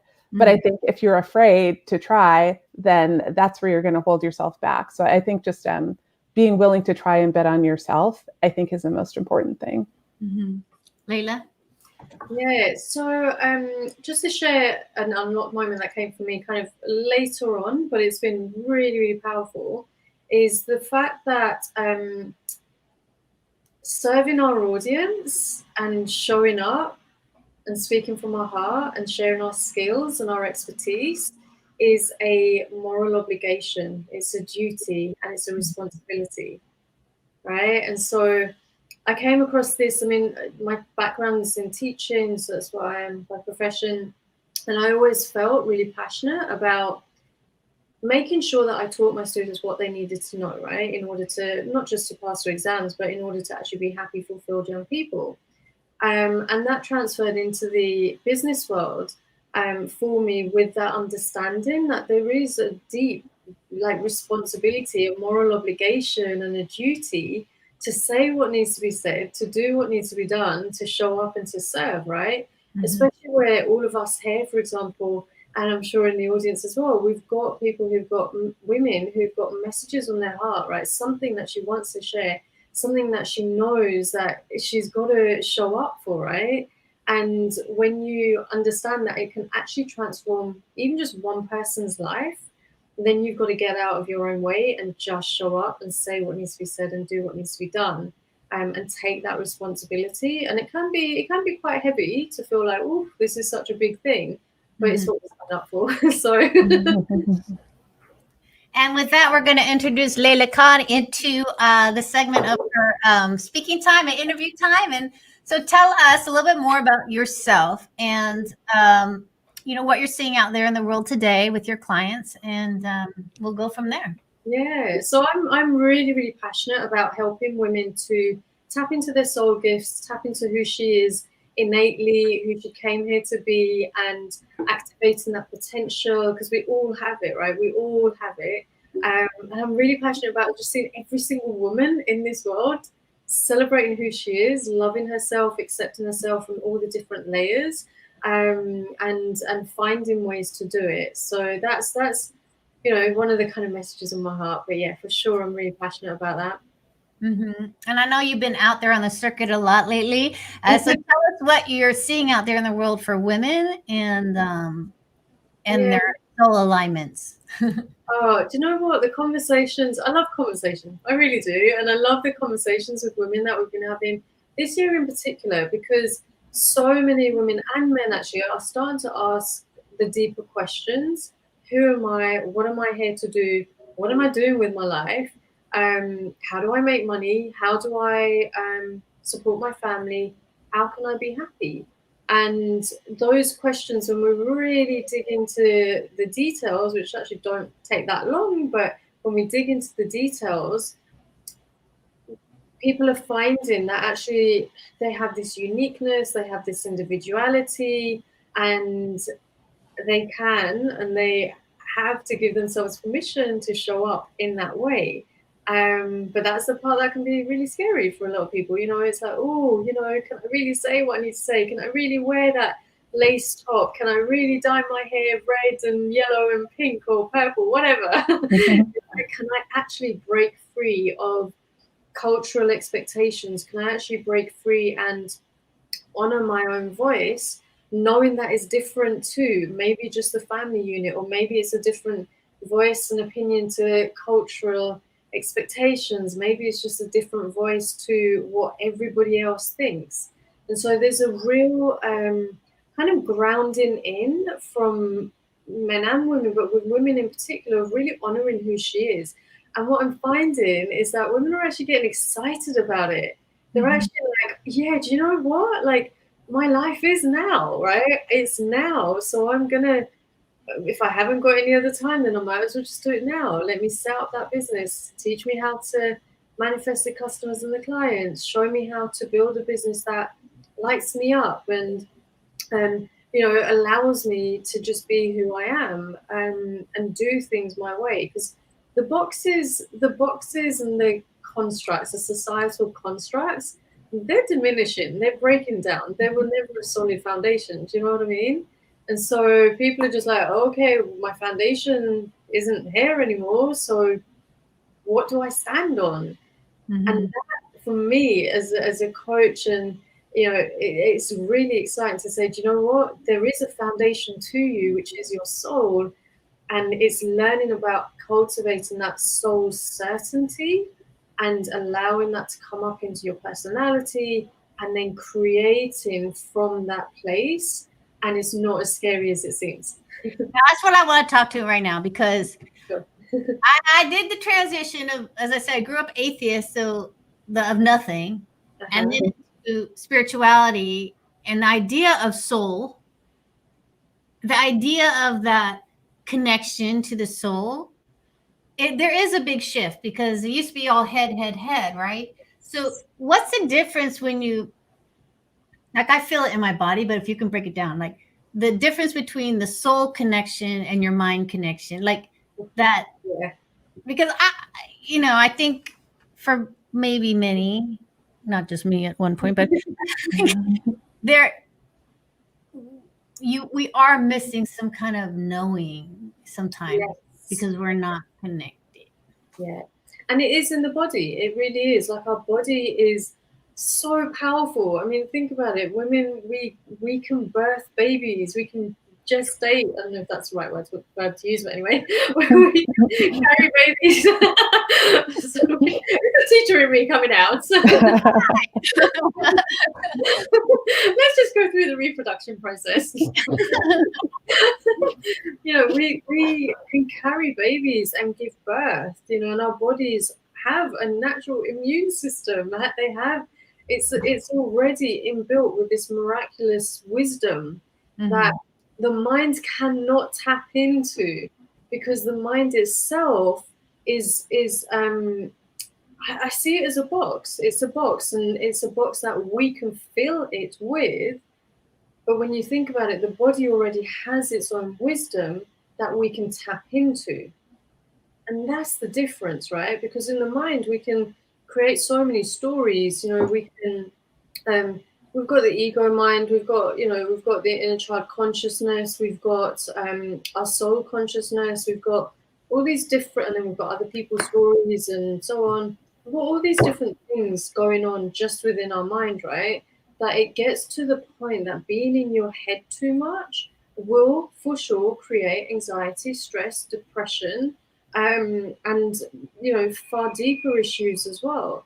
And to be honest with, things have been set up in that way. Women in particular, we've been kind of nudged away from our intuition, right? And intuition is like this deep, primitive knowing that's already within us, isn't it? It's already there. And so where we've really been taught to not be in our body, not be in our feminine energy, and we've been taught to really be in our mind, we naturally would then lose our connection to our body, to actually knowing what our soul purpose is, to knowing what our deeper journey is about, to knowing who we really are at a deeper level. And so connecting with our body is a beautiful thing to do. It activates the feminine energy within us to dance, to have sex, to make love, to really tap into our own like sacred sexuality, to move, to be out in nature, to touch our body, right? To actually touch and embrace and stroke and feel the body that we're in. The way that I see it, our body is my body holds is the vessel for my soul, right? And the soul is far greater, and our soul is expansive, and our auras can go out as far as we kind of allow them to go out. But essentially, our body is the vessel for our soul, and when we tap into its wisdom, we unlock incredible potential. And then just one other thing on that, the mind has the purpose of being the servant to our hearts. And this was attributed to Einstein, as far as I believe. So it's like the mind is there to serve a purpose. It's not something to be hated on, but really it's our body which knows, and it's our body that has the power to transform our world. So one of our listeners, she asked, and you're touching into it, but if you can go a little, give her maybe some little more deeper details. She asked, how to build wisdom. Yeah. You're touching on that, so I'm going to go there. Yeah. So there's so many ways you don't build wisdom because it's already there, right? We can activate it, we can tap into it. And, Patricia mentioned earlier about the lessons and, what have you learned from the past and so on. Wisdom is essentially, it is knowledge from deeper within, and it's knowledge that has come from, you can say past lives or past experiences. It doesn't really matter, but wisdom is what you already know. And a great question to ask is actually just to say, is to pretend that you do know. Pretend, what if you could pretend that you did know the answer? Yeah. And that can actually open up another space. It's like, oh, okay, I actually already knew. I already had the answer. And really, if you think about wisdom versus like facts or knowings, like wisdom's has more of a like older feel, a more grounding feel, right? Yeah. It's like my mum used to say to me, I'm an old soul, but my mum, when I was younger, my mum would say to me, oh, you think you know it all, like you've got an answer for everything. And I was like, yeah, like, isn't that normal? Because there was just always this part of me that just knew, and it felt and it feels wise. It feels like it's knowledge and wisdom from somewhere else.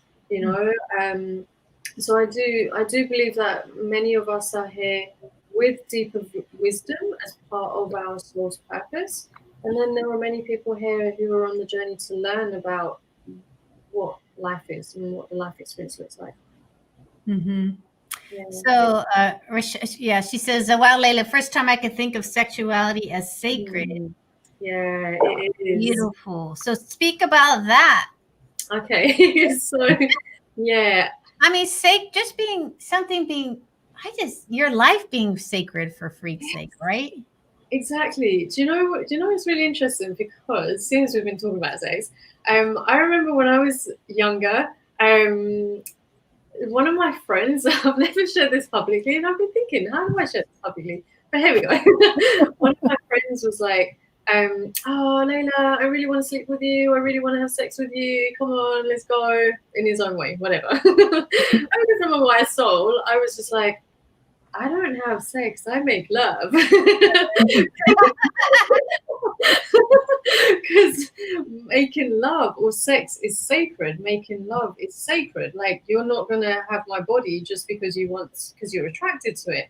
So I've always been very protective over my body, initially out of self-preservation and to just make sure that I was not being hurt in any way.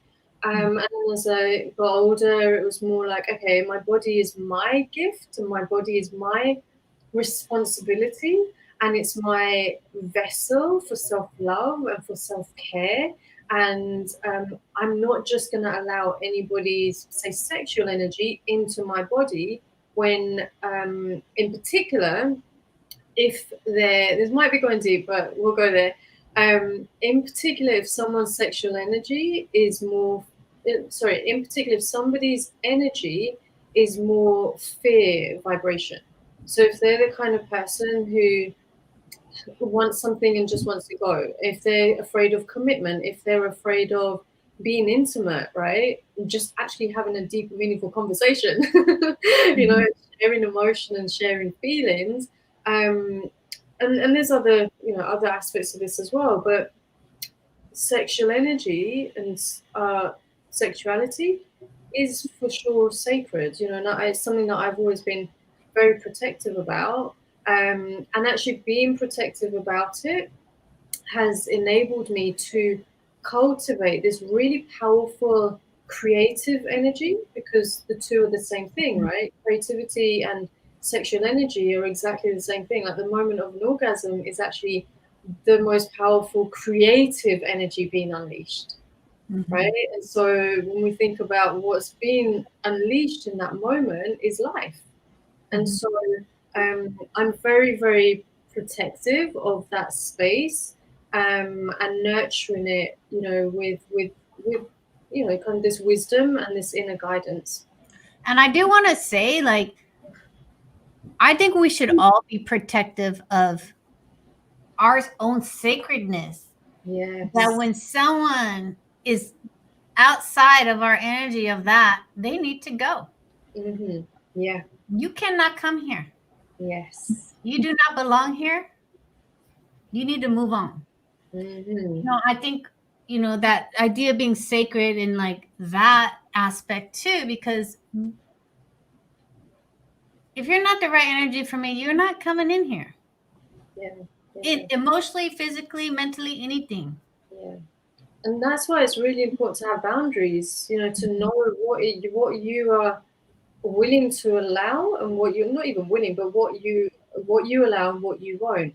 And many of the women that I speak to, and men as well, they don't have the confidence to articulate their assertiveness or their boundaries, and they don't always know what boundaries are okay and what's not. So it's a no a no, honor that. When is a yes, honor that. And then it goes into deeper, like, if somebody's asking for something and you don't really want to, but you think maybe I should, it's kind of like learning, again, going back to what you're saying, you could feel it in your body, is what is your body showing you? What is your body telling you? And then connecting the mind and the body and the mouth and just saying, okay, this is how I feel. This is not acceptable, or this is how I feel, and this is acceptable. And so boundaries are a great way. Boundaries are like the gateway, the door to honor your sacredness, and to then choose and decide who gets to open the door, even if it's just like family and friends as well. Oh, yeah. Do you know what I mean? Big boundaries there. You need big boundaries. Exactly. And not that, but like, this is my deal. Like, I am totally into everyone is here to be what they want to be and do what they want to do. Exactly. I am like a big proponent of like, I don't need to give you an excuse why. I don't need to apologize for being here, like taking my space. Yeah. For sure. But it took a long time to get there. So it's all right. You made it. But you know what? When you're there, it's like, yeah. I mean, you don't have to say anything. Yeah. And also as well, just on that as well, two words that just popped up is, again, boundaries and discipline. We've got to have boundaries with ourselves as well. Yeah. Because if we're expecting others to have boundaries with us or to honor our boundaries, we've got to have our own boundaries. And touch on what Marla was saying about that personal discipline, in business and in life. It's like, you've got to know what your own discipline is, and what's okay with you and what's not. Because that's then going to open up the gateway for more of what you want or more of what you don't want. And so boundaries and discipline actually go hand in hand. So I have a question for you, Leila. It says, what do you think of the idea of some people being old souls and others being new souls? Yeah. Let's see. That might take some time, but it's what I found from my life experiences, the people that I've worked with, the person that I came here as, is that there are for sure people who are old souls, who've had experiences in prior incarnations, where, so for example, myself, where I've experienced being a human or being on this planet or different planets. I know it's going to sound whatever, but I'm going to go there and say what needs to be said, because there might be someone who needs to hear it. Where I've had experience in other lifetimes that have allowed me to come to Earth with this wisdom, with the intention to share it, right? And so by contrast, there are also people here who are maybe the same age. I'll be 40 in a few weeks' time, who are the same age, but who are new souls, and their way of being, their way of doing things is different, and they're actually just learning what it means to, be human, or to have their life experiences, to gain wisdom and so on. And I say this from a place of experience as well. So it's not just something that's just kind of popped up anyway. I work with divine souls and, coming into divine union within. And there's so much experiences. There's so much, not even just deja vu, but there are things that have happened that are unexplainable, and you just know. And the people that have more of those experiences are the clue that they are an old soul. Yeah, it's like, oh, I've been here before. Oh, there's something that feels easy. In fact, easy is a really good example to use. When someone finds something really easy, it's because, so they find something easy, but it looks like the first time they've done it. It's because they already have that knowledge and that wisdom within from way beyond, from way before. And so they're just tapping into doing something, that looks hard, but is actually easy. Does that make sense? Yeah. Sorry, I went kind of round the planets. Yeah. Well, I know you could go there.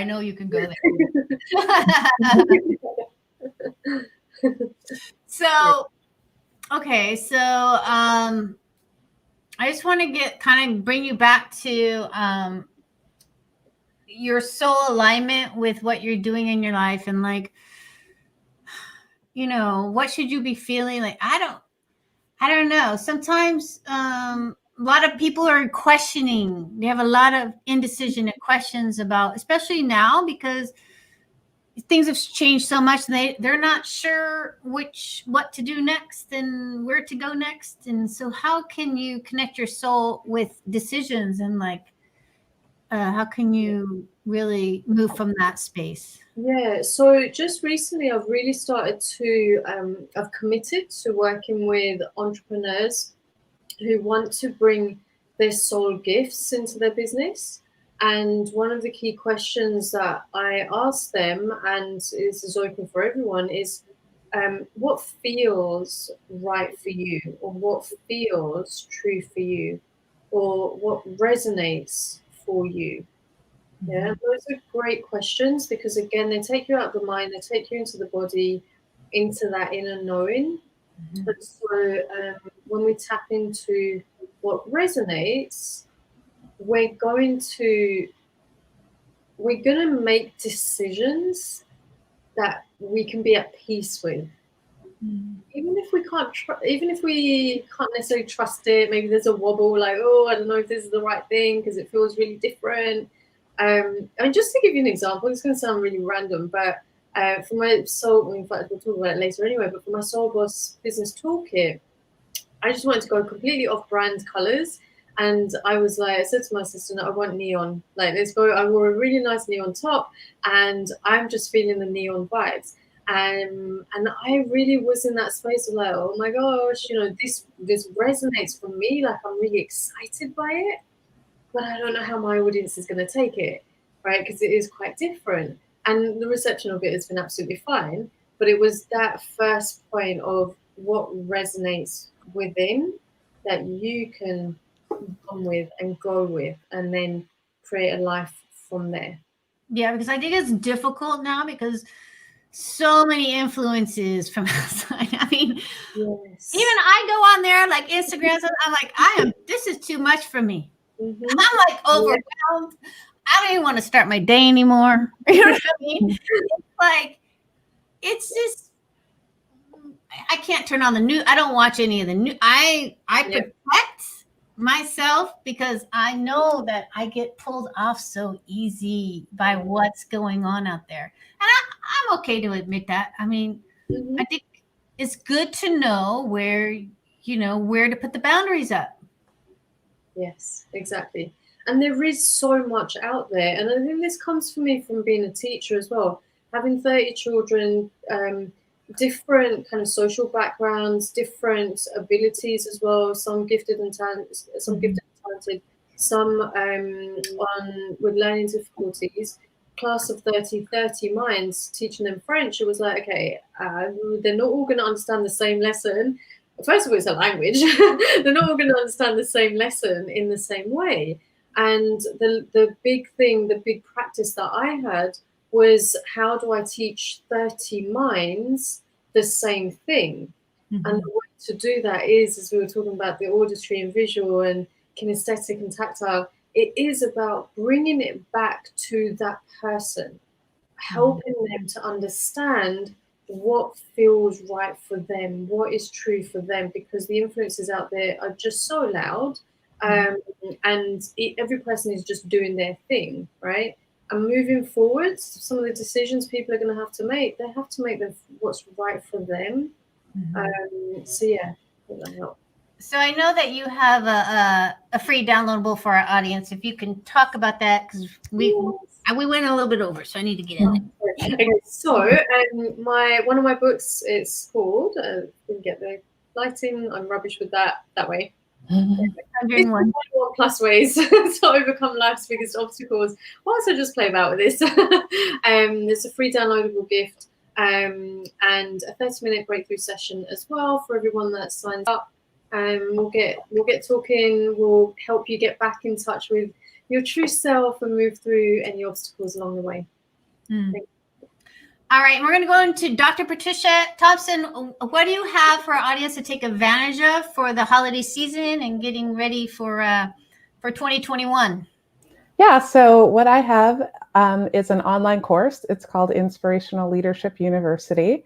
And it's basically a deep dive into leadership. And so if you're someone who wants to learn to be a more effective leader, or if you're someone who wants to get enough background on leadership to be able to help others who want to be better leaders, then that would be the course. And it covers all aspects of leadership, from developing kind of who you want to be as a leader based on your unique strengths, to understanding how to create a culture that enables other people to thrive, all of that. And it's based on science of psychology. So there's a lot of research that you'll learn about in terms of how to do that.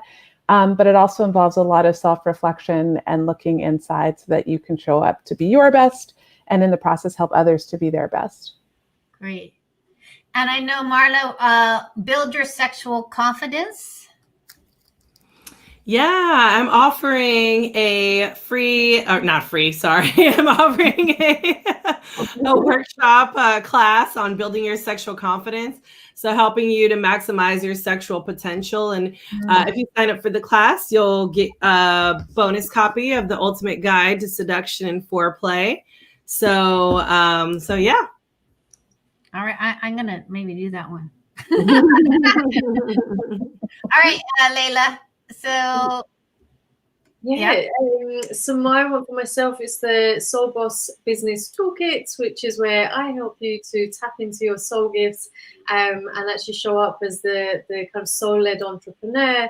Really, really exciting. It's a masterclass, 3 masterclasses, tapping into your soul flow, manifesting money with ease. And the last part, which is, let me just double check. Oh, it's show up, serve, and sell. There's a lot there. So I want to say thank you to this panel. It's been a beautiful talk, and I've learned, every time I do these things, I learn so much. And for everyone out there, I'm gonna, you also get an email of people's downloadables for you to catch if you came later in the program. And again, thank you, ladies, for coming and being part of the Unstoppable You community. I appreciate you, and I thank you for being here with me today. Thank you so much. Thank you. Great. You guys have a beautiful day. Our second group of speakers are coming in right now, which I'm excited about. So yes. Bye.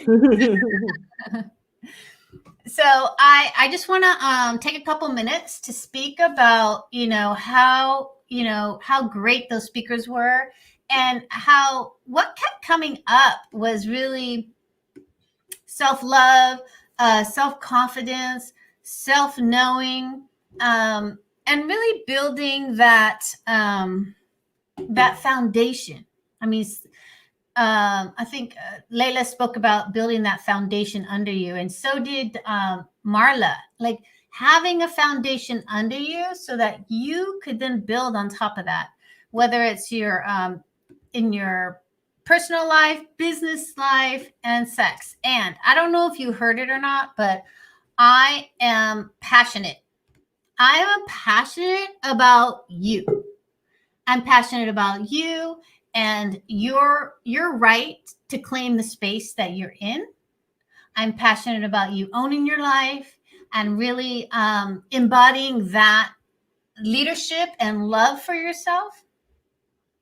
So I'd like to take a moment to tell you about a program that I'm offering for Black Friday. It's early, but I decided to do a 6-week online course, and it's my Black Friday offer. So it's at a 10% of the regular price. And what we do is like your first week, we get real with yourself. That means we get honest with ourselves, right? Because honesty and knowing where we're at is an awareness about really what's going on is always the first step to change. I don't know if you heard it in their talking, but that's always like, where am I right now? And go into acceptance about that. And then the second week, we go into your vision, man. We go big with your vision because where we're at now is like our sight line, right? This is what we're doing day to day, but our vision, man, it's up here.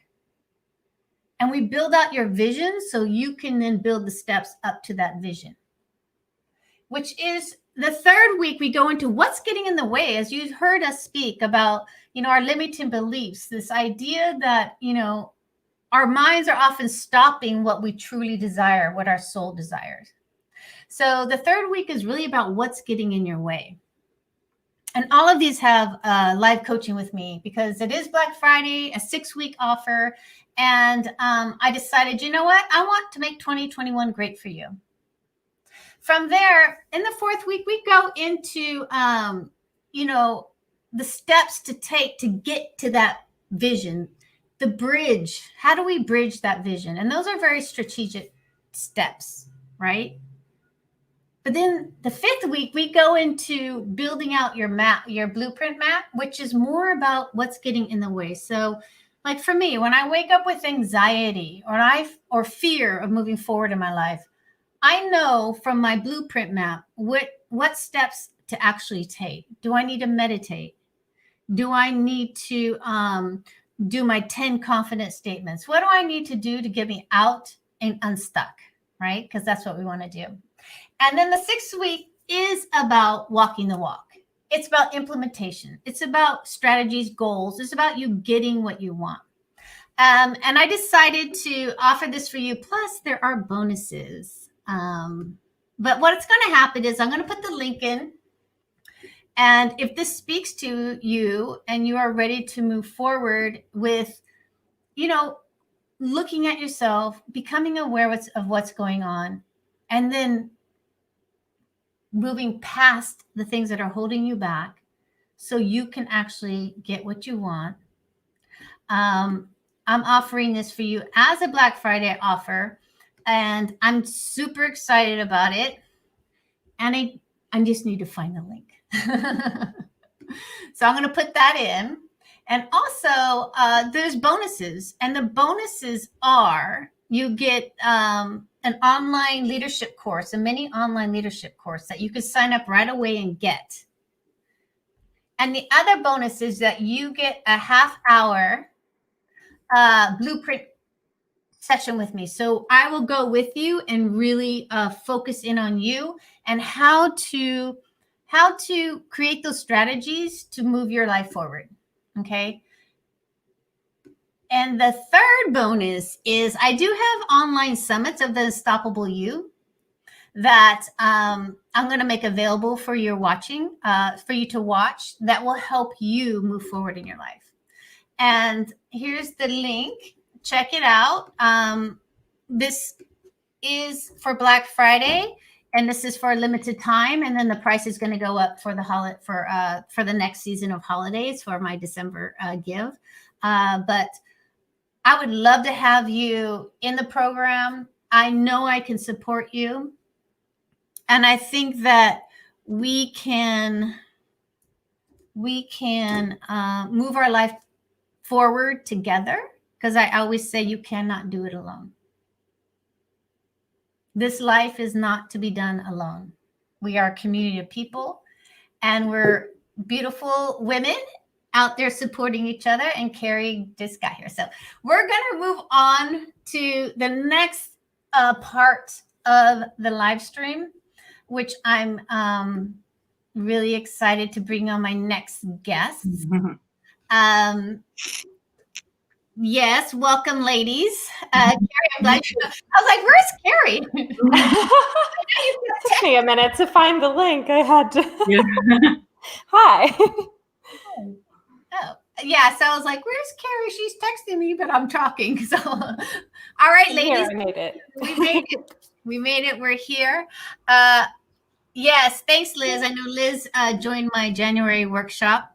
I'm excited to keep our work together going, and our seeing how she's blossoming into, if I may say, starting to write again. And I love that. I love when women just, get reconnected with their passions, and now they have the time and the energy, and they really want to move forward with their passions. So I love that. And I love my job. So welcome, everybody. So welcome. I'm going to also welcome Julianne McGowan. Thank you. Happy to be here.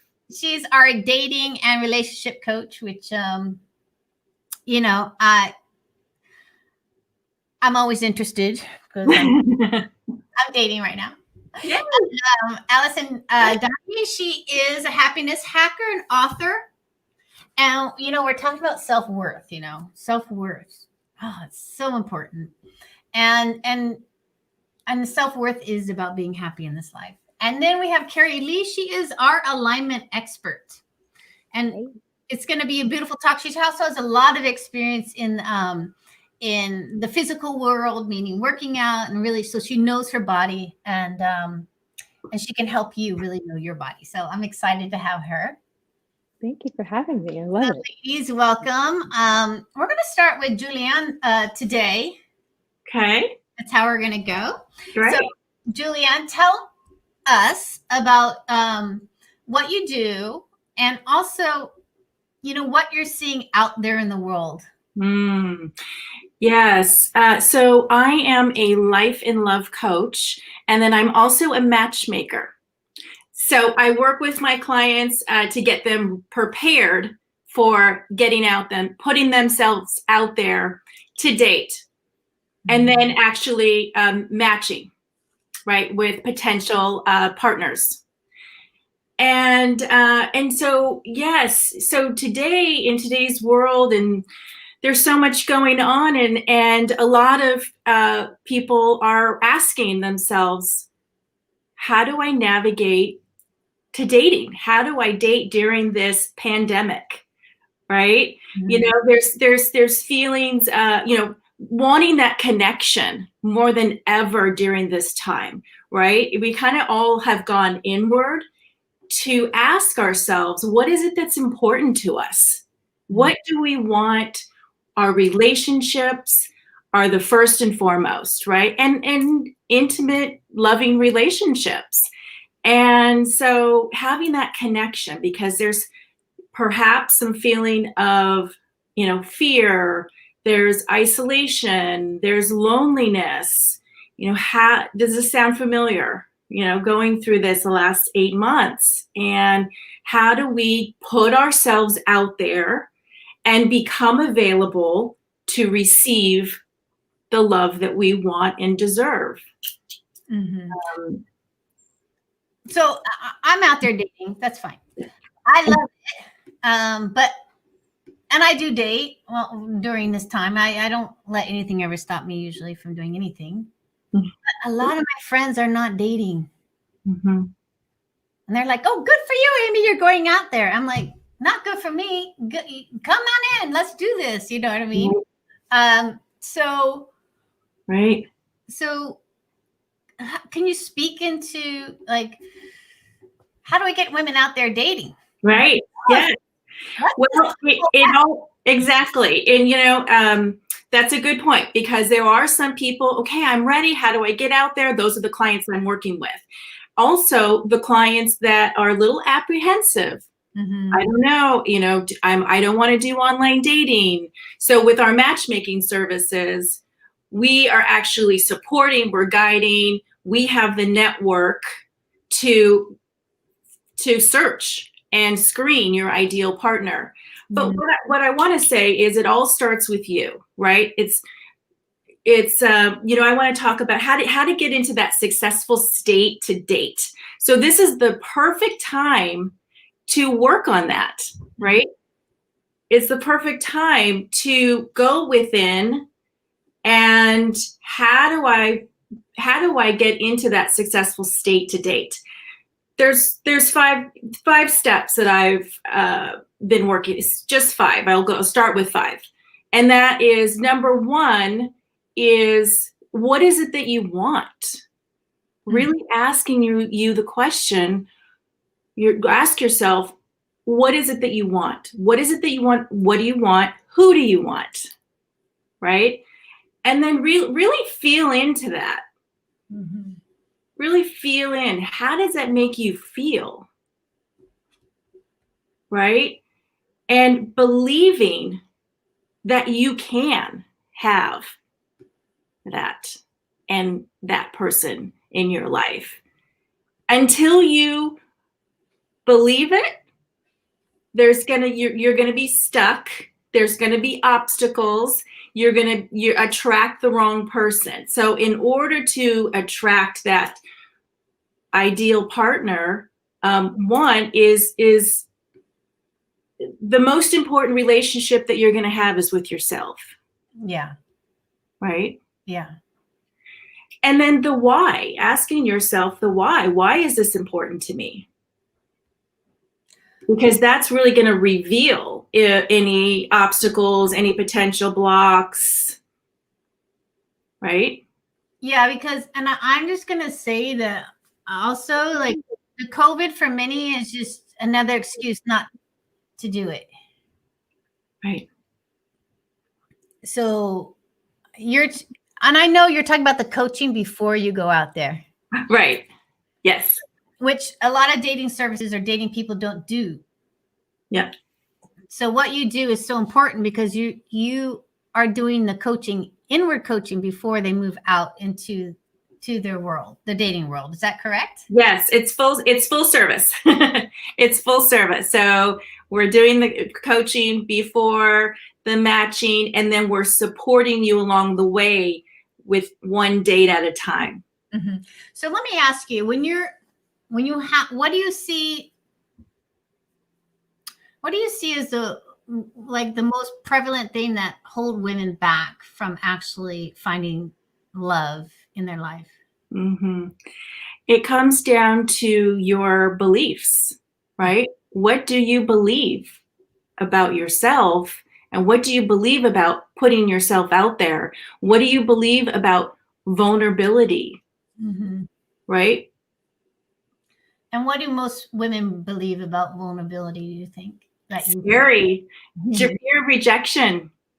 The fears come up. And so that's when I say it really is within. And so this is a great opportunity to start there. And work those 5 steps. What do you want? Why do you want? Tune into that inner child about those beliefs. Mm-hmm. Those beliefs are not your reality. Those beliefs can be changed. You can change your story. Number 4 is appreciating yourself, appreciating your gifts and what you have to offer, and taking care of yourself. Right.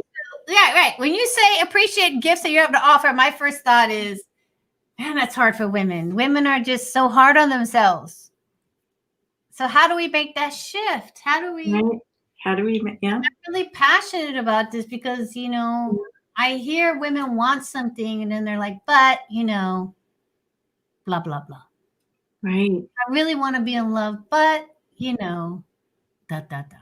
Like, yeah. I'm not in the right shape, or he won't, there's no good men. or, we want something, but then we talk ourselves out of it or put ourselves down in the process. So Right. can you speak on that? And women don't even know they're doing it. Right. Exactly. It's subconscious, it's unconscious. And it is, again, asking yourself what it is that you want and why. Why is your motivating factor, right? Why? Why is it that you want to find your ideal partner? What's important about that? What will having that do for you? Mm-hmm. And then, it's vulnerability, and it's putting yourself out there. And the first, confidence, you don't just naturally have confidence. It takes action for confidence. Mm-hmm. So, and it's just one step at a time, one step. So maybe it is an online profile, asking yourself those questions, what it is that you want, the profile questions that you have on the online, it's a good exercise to start. Well, I always say when I did online dating, it really clarified my message and who I was.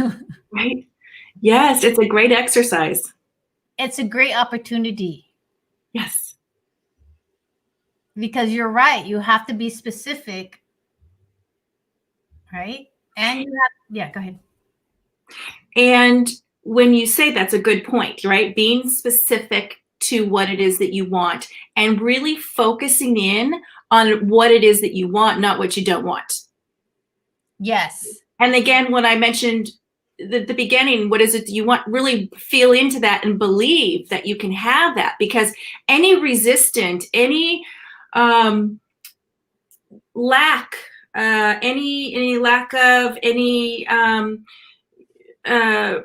feeling like you're not good enough, not worthy, that's resisting. That's resistance. That's resisting you from having what you want. So how do we go from here to here? How do we fill in the gap? Well, it's not going to happen overnight. It's one step at a time.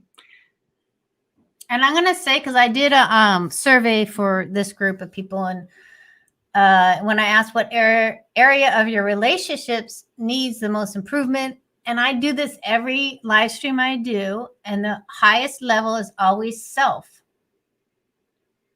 We need to improve our relationship with self. This is always number one for every live stream that I've done. This is my fourth or something like that.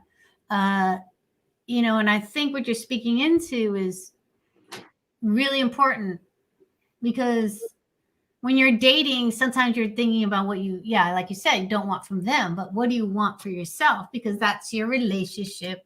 Like, you get in tune, that fine tuning. Mm-hmm. Yes. Yes. And if you're going to date out there, you better really get into yourself, right? What's that? I said, if you're going to date out there, you have to be really into yourself. Yes. Yes. And for some, that might seem selfish. Could you speak into that? Well, tell me exactly what you're ask the question again. What is the question? What is the? So can you speak into how, sometimes our focus is outside of ourselves? Yes. The answer, the most the people with the most answers, that they want more relationship with themselves. So what does that look like when you're dating? Right. Yes. And that is such a great point, because we often are seeking that person, that relationship, to feel a certain way. But if we are already feeling all of those things that we want in a relationship, that's when you're going to start attracting rather than seeking love, seeking validation. I did it for years. Until I finally, a light bulb was like, wait a minute, it's all within me. It's here. It's already here. I have it. I just haven't been comfortable. I haven't been loving myself first. All right. So there's some questions from the audience I'm going to bring in. Okay. One is, how do I find a guy who will commit? Okay. My first question would be, what is your definition of commitment? What does commitment mean to you? Right? And I would, that would be my first question, and then I would take it from there. Uh-huh. Yeah. So are you finding why men aren't committing? Maybe that's her experience. Why aren't men committing? Okay. Well, what I would say is, if it's important to you to have it, to meet or be with somebody who would like to commit, but you're finding that there are not enough, or you're interacting with men that are not committing, then it's not your person. Right? Because there are men out there that want relationships just as much as women. Mm-hmm. I work with them every day, right? And they're also trying to find the right fit, the right mutual fit. So if she is not finding that man that wants to commit, it's not a right fit. Mm-hmm. So would you maybe say, to find a guy who will commit, you might want to change your profile, or you might want to find that commitment in yourself, so that, right? So you're changing the energy inside instead of going outside. Exactly. Exactly. Yes. It's having that commitment to yourself. And that's why I asked the question, what does that mean to you? Because probably you already have what you're seeking, right? And so if you already have that, then you're more likely to attract that type of person. Mm-hmm. And then the other question is why do you think you're attracting the unavailable man? Mm-hmm. Yeah. Those would be my questions too. Like, why? Yeah, because as we were talking about in the last segment, the universe, right? If you want a commitment, but you're not living like you want a commitment, then the universe doesn't know what to give you. Right. Not that that's happening. I'm just putting that. Yeah. I'm just putting that out there. Mm-hmm. And then I'm going to move on to the next question for you, which is how to make a good start in a relationship. Mm-hmm. Yes. I would say to start out a relationship is be yourself, and really try not to have any expectations, and just live in the moment. Be present in the relationship.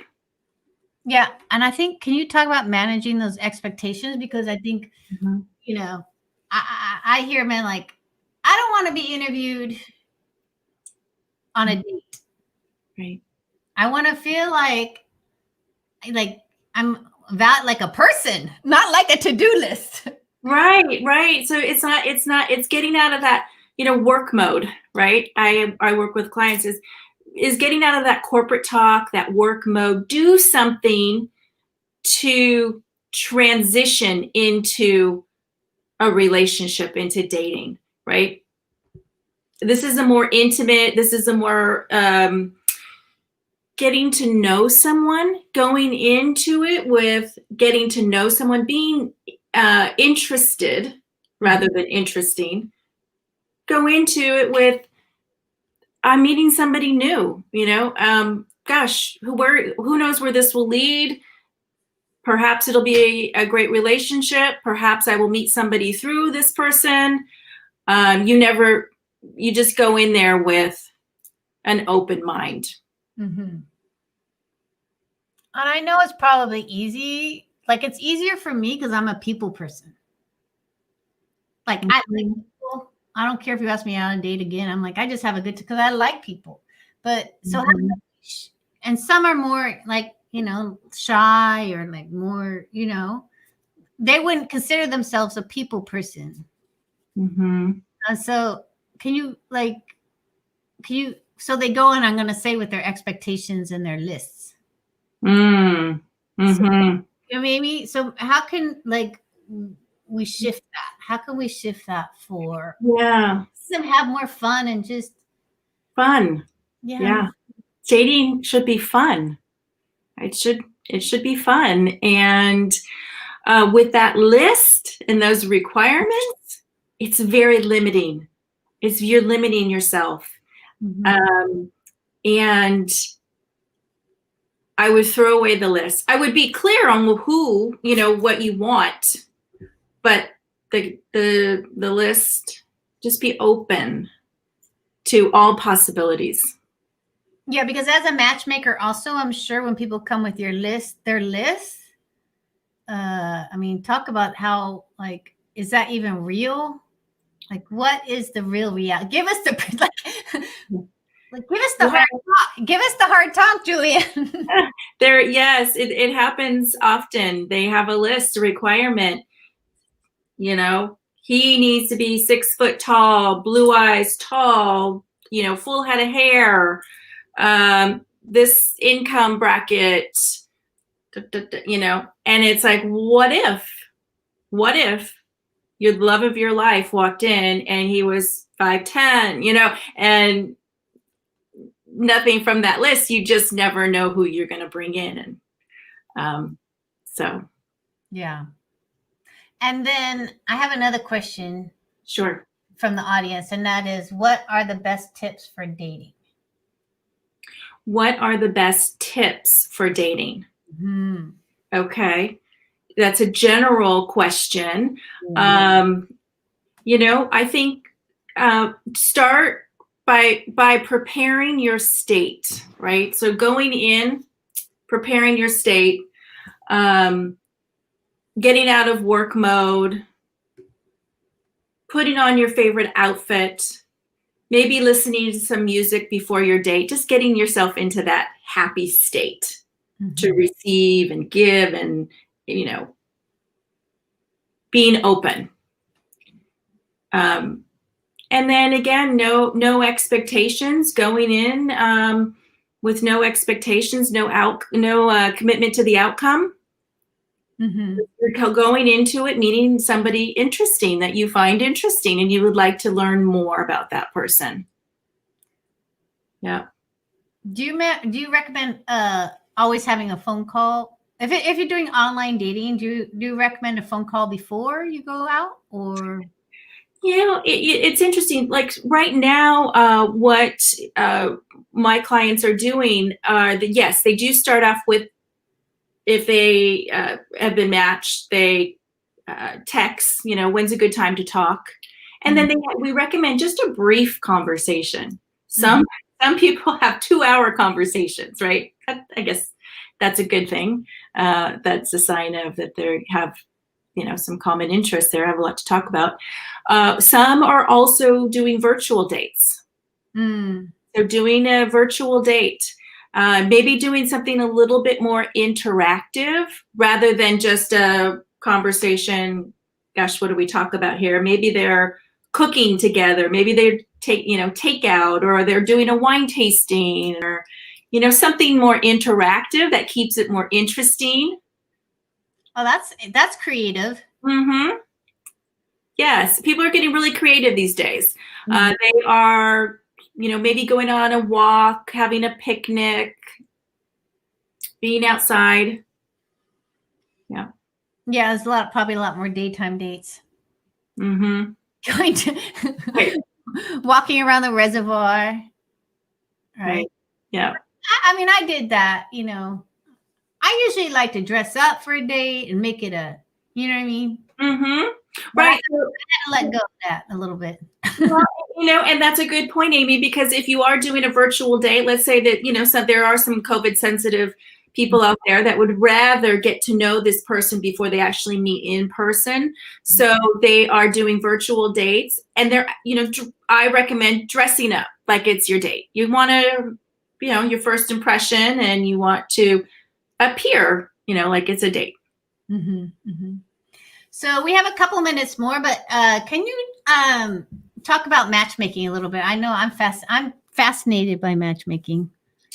Yes, it's such a great resource, especially right now. How do we navigate to dating? How do we put ourselves out there? How do we meet that right person? I know we have online dating, but with matchmaking, it's a more personalized service. So we, as matchmakers, and the company that I am working with is Kelleher International. So it's an international company, and we do everything from coaching to networking to matchmaking.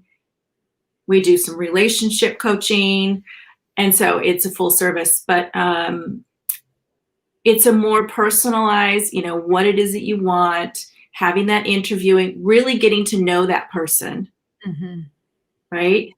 And then we are screening and vetting the potential matches for you. So you're going to go into the date already knowing the basics, like a first date information. You'll already have that background. Mm-hmm. So you have someone in mind for me? Is there like a ding ding? I know we need to talk. We need to talk. Yeah. So so it's a great process. Just such a great. Oh wait, my computer. I had computer issues earlier. Now it's happening again. Let's see. Okay. You look good on our end. Yeah. Okay. And so again, it's really getting to know your client and coming up with the best opportunities is what I refer to them as. This is an opportunity. Okay. Say, as many opportunities as possible. Keep your mind open to as many opportunities as possible. Those are the most successful clients. Not the ones with the lists, the ones that are like, I'm open, I'm ready to meet someone. Yeah. What do you have? Okay. So, and then I go and I interview and I search, I interview, screen potential matches, and then I come and present it to the client, and they choose to meet this person or not. And then the two of them get, phone numbers exchanged. The gentleman always reaches out first and hosts the date, regardless if he's a client or not. And then they take it from there, and then we talk about it afterwards. Like and this is the great part about the matchmaking is what was your experience? What worked for you? What didn't work for you? How can we redefine, or how do we go in? Like, how do I take this data that I just learned to your next match? If it didn't work out the first time, you keep doing that and learning more about each other, and the client is learning more about themselves, right? Yeah. Plus, do you get feedback from him? Like you hear what he has about you, so then the impression that you're giving off, right? Right. So the nice thing is that, you're always going to have that support. You're going to know where you stand. It's not going to be going on a date. Oh, is he going to call? Was he interested? Right. So you're always going to know where you stand after the date, because there's going to be feedback. Yeah, because there's nothing worse than that middle part of not knowing. For any ladies out there, we all know that middle part of like not knowing is like where the pain is. Right. Either tell me yes or tell me no. Yeah, exactly. Just be honest. Right. Be honest with me. Well, I know that, Julianne, you have a free gift for our audience. So I'm going to put that into the chat. Can you tell us about what that gift is? Oh, did you put it in the chat? I'm putting it in right now, but you could talk about it. Okay. I can't remember which one I could do that. I had a couple. I was like, so this this is connect with our Love Tribe, Love News. You get 5 easy tips on getting into a successful state. Oh, yes. So it's actually just more written out of what I talked about earlier. The 5 steps to a successful state to date. Yes. So the link is there, so you can get those 5 steps, because I think I interrupted Julianne in her 5 steps, but I got curious, so that's what happens sometimes. Yeah, no, there's definitely, it goes into more detail about what I yes. So, very helpful. Yeah, so everyone grab that for their next date, which I'm very supportive of, ladies getting out there and dating. And so now we're going to move on to Allison. We're going to go into Allison next, and we're going to talk about, she is an author, and she helps people really reclaim their worth. And so tell us about yourself and what you do as a coach, and I know you're an author and all that, and how you serve your clients and what you're seeing during this time with your clients. Yeah, thank you so much. I'm happy to be here. Gosh, what I have found over the years is that worthiness is the foundation of everything we do. And we can only get our worth one of 2 ways. We can get it internally. I am okay regardless of what you are doing.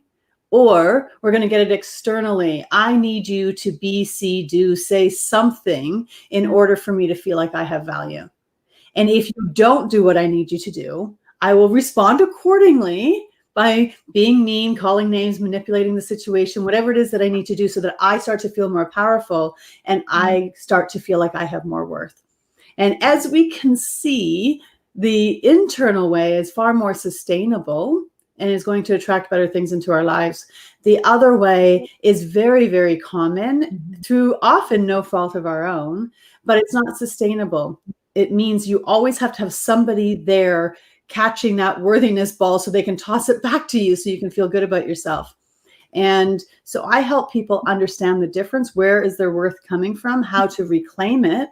And so that they can just start making choices in their life so that they can own their life, own their happiness, as opposed to being in a victim state all the time and letting somebody else control your happiness. And I'm going to just tell my story here, that I really had no self-worth, because what I was really good at, like being a dancer and being this vivacious young person, was totally crushed, and like totally just, that is not what you do. That's not good enough. You need to change who you are, right? And so I really had a worthiness problem until, like, when my fiance passed away. It was like I was sitting there going, I am freaking empty. I need to build my worth. Mm-hmm. And I knew that was like this thing on my back all the time. And, without my self-worth and that happening, I would not be here today, right? In front of you guys, right? So can you talk about like that experience of like what that might look like when you're younger, and how important it is even today as parents, like to really value the person in front of you, or us, like to value the people in front of us. And then how the shift, what happens when you shift into your self-worth? Mm-hmm. All really great, interesting things. Thank you. That's a big. I want to remind people first that you are born worthy.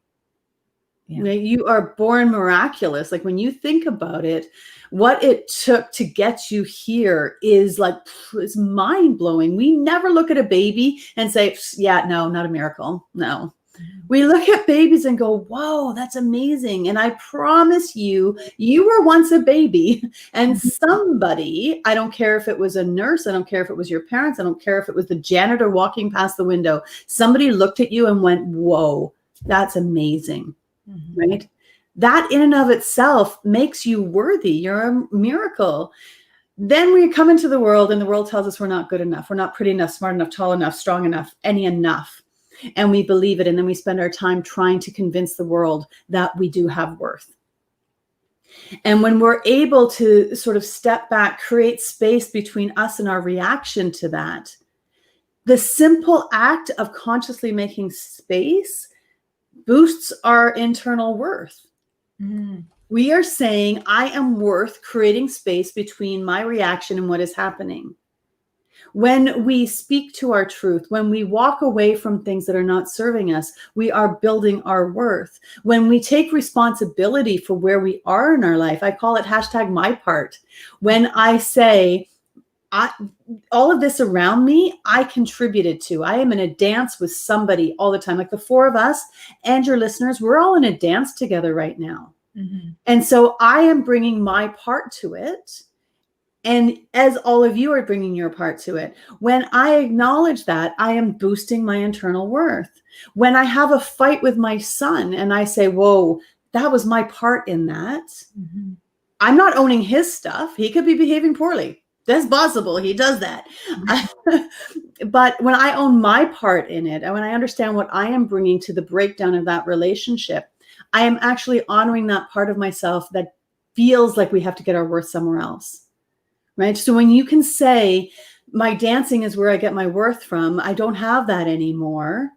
You are honoring that part of you that's mourning that loss, which boosts your worth. You are seeing that part of you. So when we are able to see ourselves, the good, the bad, the ugly, without judgment, shame, blame, any of that stuff, we are accepting all of those parts. We are seeing ourselves and being seen as a fundamental human need. Other people need to be seen. We need to be seen. And when we see ourselves, it boosts our worth. Mhm. And I'm a big believer in space also. It's an energetic space. I believe in that. I believe that I'm a big proponent of that because it got me out of my fear, anxiety. It gets me into my expression of movement when I dance is space. So can you speak into space? Like the grace of space. I always call it the grace of space. I love that. You know? That's beautiful. Actually, my free giveaway talks about how to create that space, Oh, good. how to create that that pause before we respond to something. Now, there's different ways of getting space. Getting space is sometimes like, I don't want people out there around me.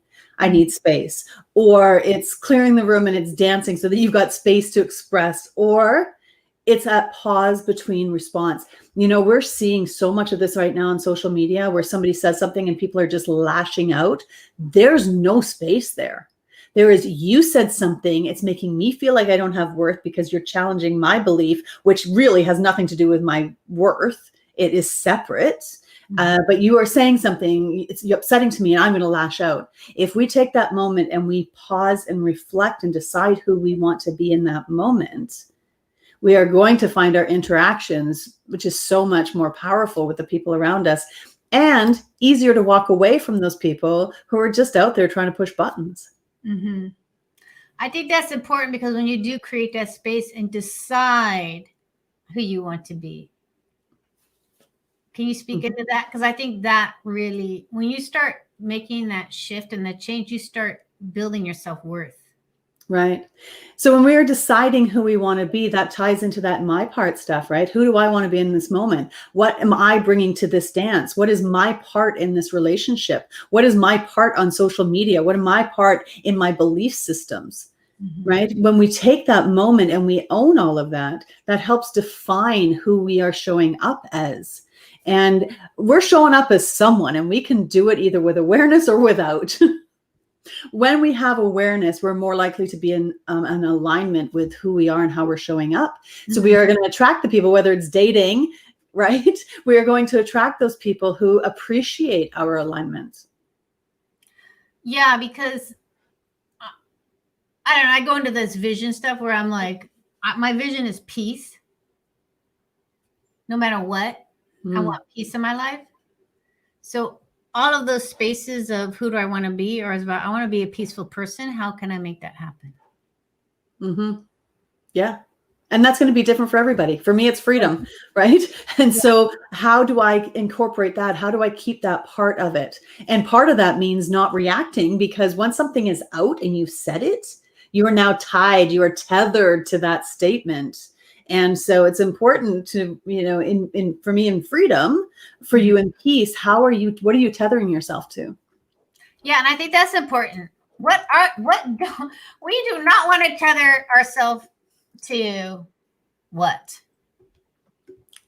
Well, that's individual.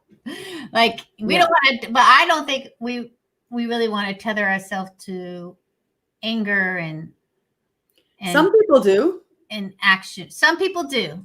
Yeah, because there's a payoff in it. There is a very strong payoff in getting your worth externally. If I am angry and I intimidate people, I feel powerful. That means I'm worthy, right? So it's a really kind of a nasty way of getting your worth, and it's not sustainable. That's that external worth part.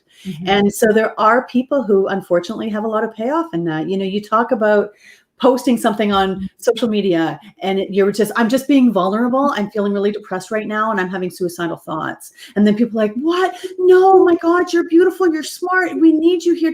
And you're like, oh, look, people love me. I'm exaggerating the experience, of course. Right. And then the next time you do it and people don't respond and you're like, oh, what? People don't love me? And now you're using that vulnerability as manipulation because your worthiness isn't intact. Yeah, so you must be getting a lot of that. So, like questioning worth, self-worth, where it comes from, how to get it. I mean, I can just imagine what people are going through. Yeah, it's crazy times. And the marrying part of that is whose worth are you taking away? Like when you're engaged in this external worth, you and I mean, we're having a conversation. I need to convince you that you're wrong and I'm right. That means I need to take your worth away in order for me to feel worthy. That's our dance. So my part of that is victimizing you by saying your experience isn't worthy because it doesn't agree with mine. You need to change.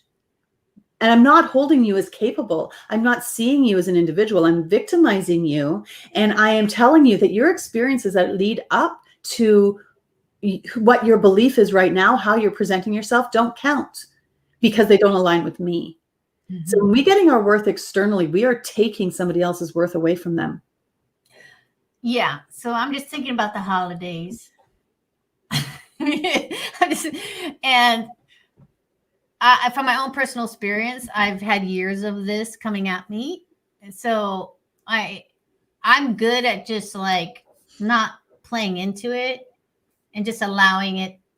Okay, you know, I got to go stir the potatoes. You know what I mean? Whatever it is. So can you get right? Because I can't win over there. No way to win. So can you give some tips on, you know, like when someone is trying to tell you you're wrong and you're worth, take that. I visualize, I feel it as a vacuum. Someone's trying to suck my opinion out of me, my beliefs out of me, and I won't let that happen. Right. So can you give us some tips on, you know, how to escape? Right. I don't think you can reason with that. No, you can't. And it's not our job to change them. Right. It's not our job to say, you need to stop behaving like that because I don't like it. Right. They have every right to show up however they're showing it up. And you have every right to not participate in it. Right. So go stir the potatoes. Like that is an excellent example because there are sometimes those family dynamics you can't get out of. And yet you still want to somehow be a part of. Yes. And so it is managing that. It is seeing that person. When we see that person in front of us who is saying things that isn't very nice to us, we can say, that is so their stuff right now. And I get it. And they must be in this really place in order to be treating me like that. So I am just going to, you know, love on that person, however that is going to show up, and stay in my lane because what they are doing is none of my business. And it's easier said than done, way easier said than done. But the more you practice it, the more you take your power back, take your worth back, stop reacting to them because they're looking for a reaction. Yes. And that's how they get their worth. You get upset, you cry, you yell, you scream, you throw things, whatever your reaction is to it, they are getting something out of that. They're controlling the situation. And so just opt out. I understand that you feel that way. I get it. Yeah. I get the potatoes. Yeah, took years. It stops being fun for them. Yes, and I'm gonna say this out to you as listeners is like, if you know what you're gonna get when you go into a holiday situation with your family. Yeah. So like, armor up beforehand. Come up with your quick excuses beforehand, or ways to, can you speak into that? Yeah, often with our family, there's a ramp up. Yeah. Right? They don't blindside us with something. As you say, we know it's coming. So if we know that every time you walk in the house, mom comments on your weight, be prepared for it.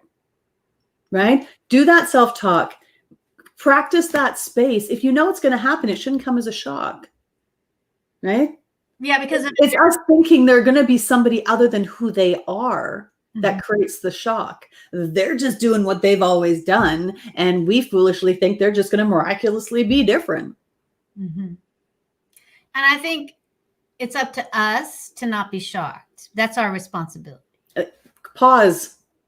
Right. She does this every time, and I understand it has more to do with her than to do with me. She's my mother. I want to come and see her and say, hey, Mom, I love you. It's really good to see you. Respond differently. So if normally she says that you've gained weight and you go, well, I have so much stress in my life and it's COVID and COVID-19 and whatever, right? You can respond that way because that's the way you've already responded. Or you can take that responsibility and say, I am not going to contribute. That's not going to be my part of this relationship anymore. I am going to create that space. I'm going to take a deep breath and I'm going to go, I love you, Mom. You're looking great. It's so good to see you. With honesty, not as, well, you look good. Aren't I a saint for telling you look good? Because now you're manipulating the situation in a negative way, creating low self-worth in yourself and in her. And I think if you make those decisions beforehand, you're empowering yourself. Yeah. We make a decision to put our clothes on before we go grocery shopping. Right? We don't just wander out of the house and get to the grocery store and go, whoa, I'm naked. Oops. Right? We should not be doing that in our relationships. If we know we need some form of protection on us, whatever that looks like, show up with it. And I think because this is speaking into one of the questions one of our audience has, which is communication to avoid conflicts.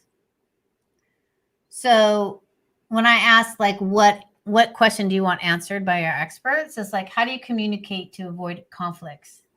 And we're speaking into it a bit, but can you go a little bit deeper into that? Sure. There's a difference between conversing and converting. And I think when we have the communication with people, we don't quite know the difference. So sometimes I want to get in and I want to communicate with somebody, but what I really want to do is convert them. I want to convert them to my worldview because my worldview is the right worldview, as opposed to just having a conversation. So conversing means I value your opinion. I value your experience that got you to this point. And I think something different. And that's okay. And we can both be okay without trying to convert each other. And when we can start recognizing the signs in ourselves and others when that's happening, then we can react differently. But yeah, communication is huge. We first also have to understand and agree on what that term is. See, so many terms in our lives we don't agree on, right? What's freedom to me is not necessarily freedom to you. What's communicating to me isn't communicating. There are some women that think communicating is the man should just know. That's true. Right? I know. Hello, that's not communicating. That is setting him up. Yeah, that's setting everything up for failure. Yeah. Yeah. And so be really clear. And make sure it's a good time. Right? You can't just burst into somebody's house and say, oh, there's something we need to talk about right now. Give them some warning. Often we are stewing on something and we're like, I really need to talk to my mom about her commenting on my weight. Right? I really need to have that conversation with her. Then we see her and we're like, you know what, Mom, I really need to talk to you right now because you're always talking about my weight. And she's like, whoa, I just wanted to say hi. She's not prepared for it. So make sure the timing is right. Ask permission. I really want to talk to you about this topic. Is it okay? Is this a good time for you? If not, when is a good time? Because I think it will help our relationship if we are able to have this conversation. I know it's going to make me feel better in this relationship. Right? Make sure it's a good time and know that you have been spinning in your head about this topic for potentially years. They've had 2 minutes to prepare. So say something and stop. Say something else and stop. Let them absorb what it is that you're saying instead of just being this hurricane. Yeah. And I think also what you said earlier, like if you do want to communicate, know that you want to communicate and not convert. Yeah. Like if you're going to like have that decision to make this talk or whatever it is, right.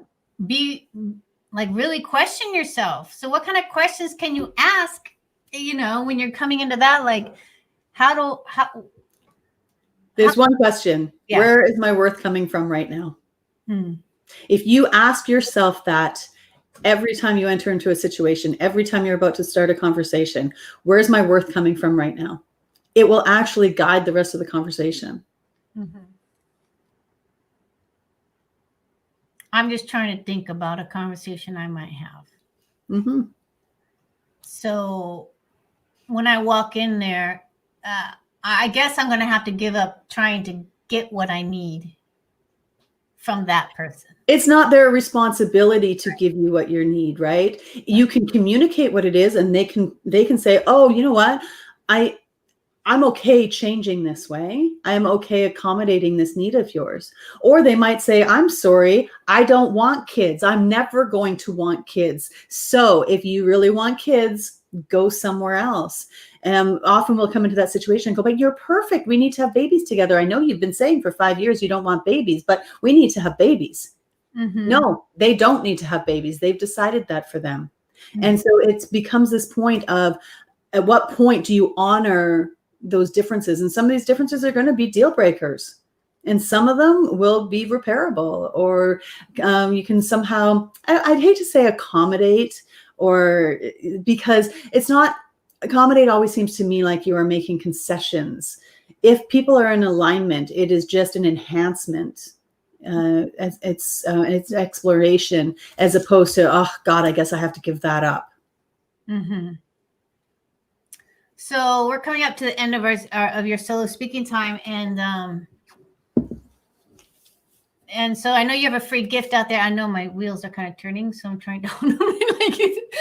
I know I do talk about worthiness differently than a lot of people, right?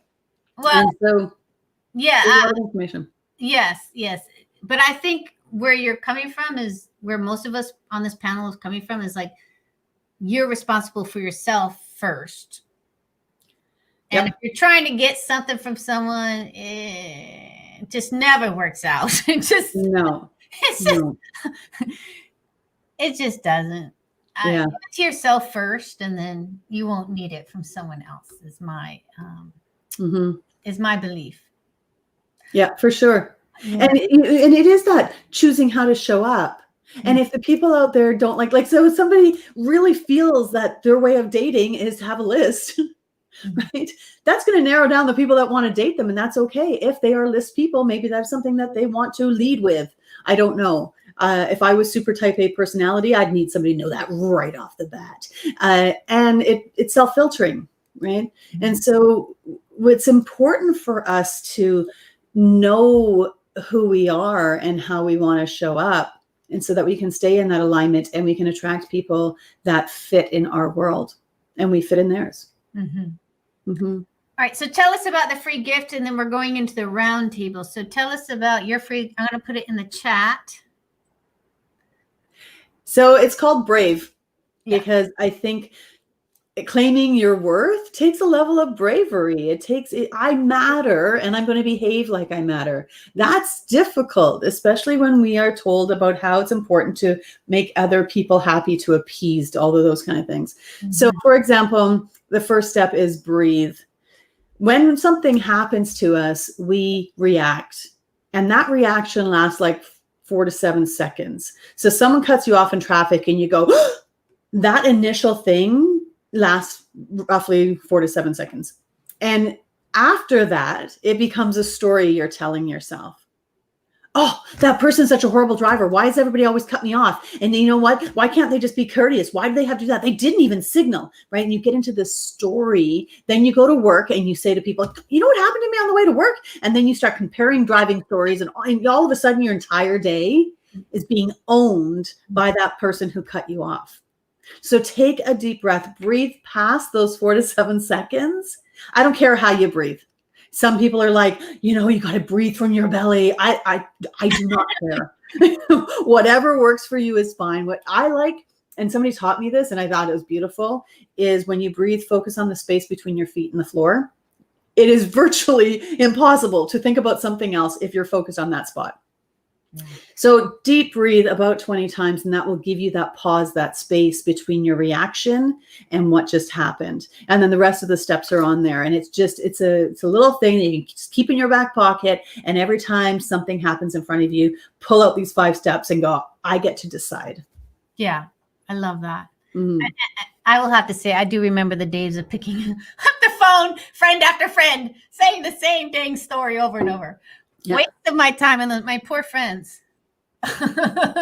Yeah, because we overflow, right? And then we are manipulating them with our vulnerability, which actually isn't vulnerability. It's manipulation at that point because we're trying to get our worth from their reaction. Yeah. So yeah, it gets messy, but check it out. 5 easy steps. And remember, just, you know, it's that we get to own our responses. We get to decide who we are. Yeah. So before we go into the roundtable, I want to reintroduce Carrie Lee and have her talk about herself a bit. She is an alignment expert. So can you say hello and kind of give us your background so we can, know who we're talking to? Sure. Yeah, sorry, I was a little late earlier, but I work mostly in alignment, and I've been in the fitness industry for over 10 years now. So I've just started and focused on the body a lot for women. And that started because of most of my clients having burnout issues and hormonal issues from burnout. And so I'm from Singapore, which is like a little island, and it's like a fast-paced city. And usually, families, it's both mother and father are working. And so, the women in Singapore have really just taken on this huge workload. And so that's when I started getting into burnout recovery and really alignment work. So my burnout recovery work is really just aligning with the body, learning how to do that. And then we get to you ladies, Alice and Julianne, you guys have been talking so much my language. It's been so fun to hear you, because that work, as just expands into who we are, what we do, and all our relationships as well. So I start that process a lot with the body for a lot of women. And that's what I do. We talk about hormones, we talk about who we are, and really just reconnect that relationship with the mind, body, soul.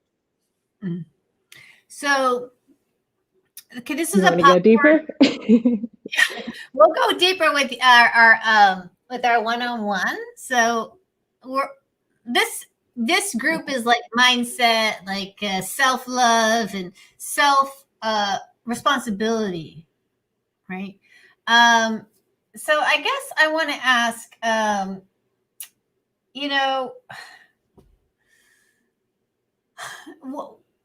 What I just want to ask, when we are moving forward and we want this mindset, I want to talk a little bit about perfection, actually,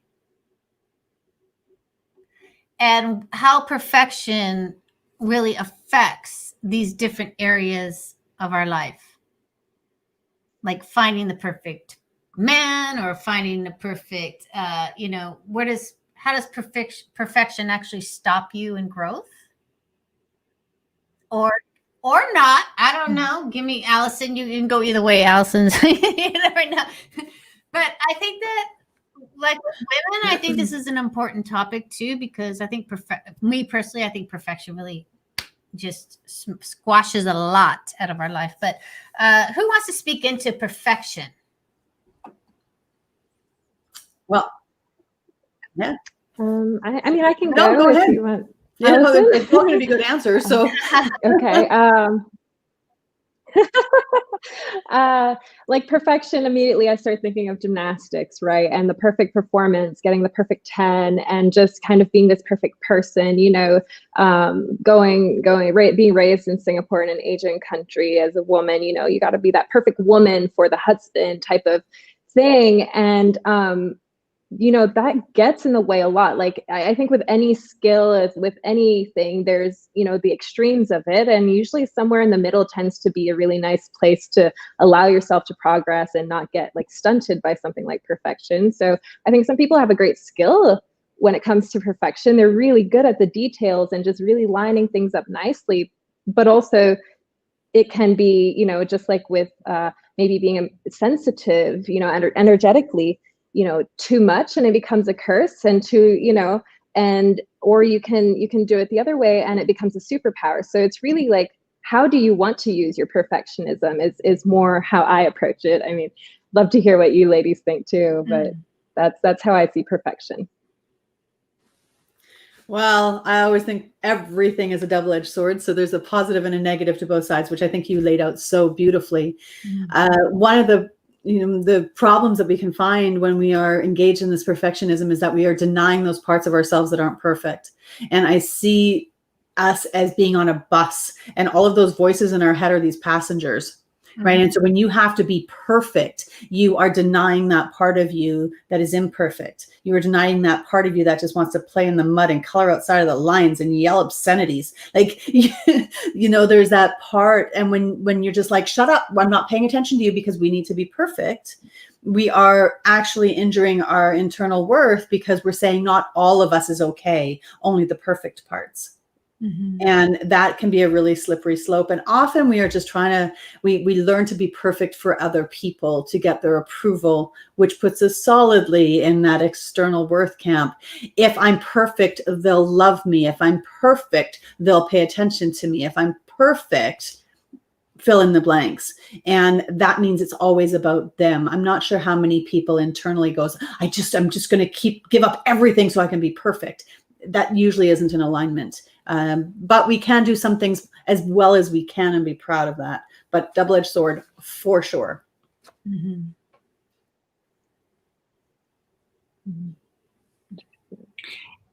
Yes, I was going to say something similar as Allison, is having that perfection. It's, is having those expectations. Again, there goes those expectations, and not fully accepting who you are. Right? So really looking into that question, what is it that you're not accepting? And what does perfection mean to you? Right. And I think sometimes, like for me, perfection really killed my joy of performance, like live performance. And I didn't even recognize it was perfection. Like I didn't even have those words back then. But when I would walk off stage, all I would do is focus on all of my mistakes, the tiniest of mistakes. Like no one even could see it, but I knew it. And when I would walk off that stage, I really just did not feel good. And I think and perfection worked for me in the classroom situation, because I could I felt safe there, and I could hone my skills, and I can like find that there. But, out in real life in front of everybody and like at this level, it really was such a huge burden in my life. And it robbed me of a lot of my enjoyment of my talent. Right. Yeah. And sometimes we don't even realize that that's perfection. But when you walk away from a situation and all you're doing is self-ridicule, honeys, I've woken up in the middle of the night and be like, oh my God, I think I did that problem wrong. Like, like that much into that perfection mode.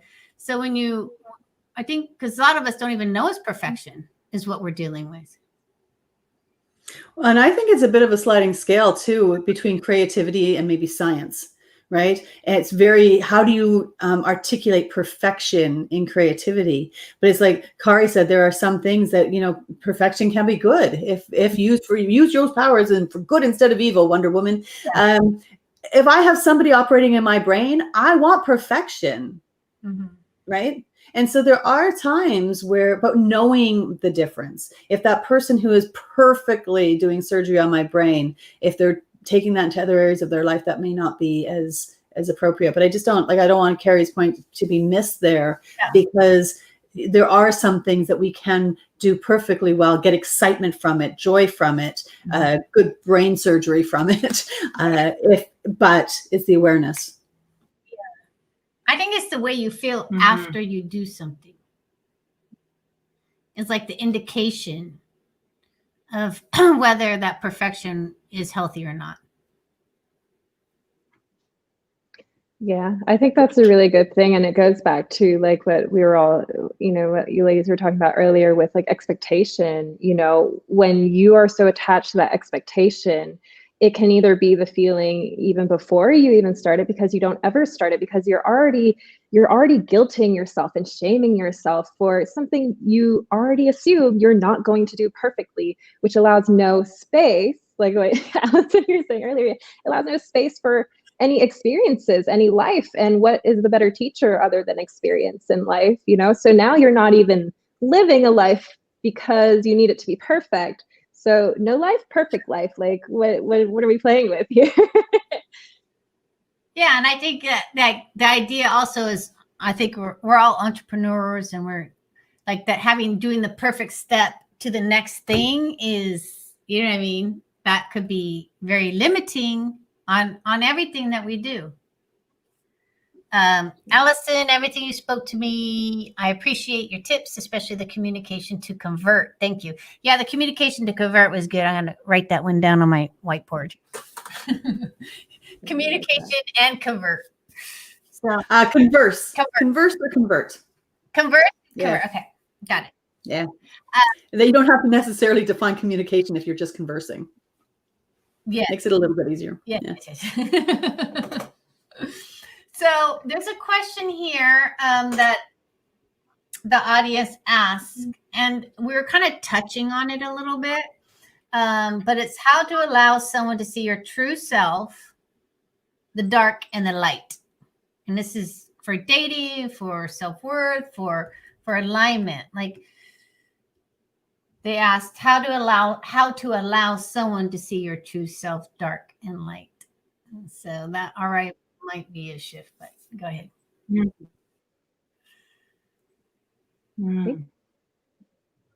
Yes. So the question is to allow how someone to see your true self. This is a question. So if we can speak into that dark and the light.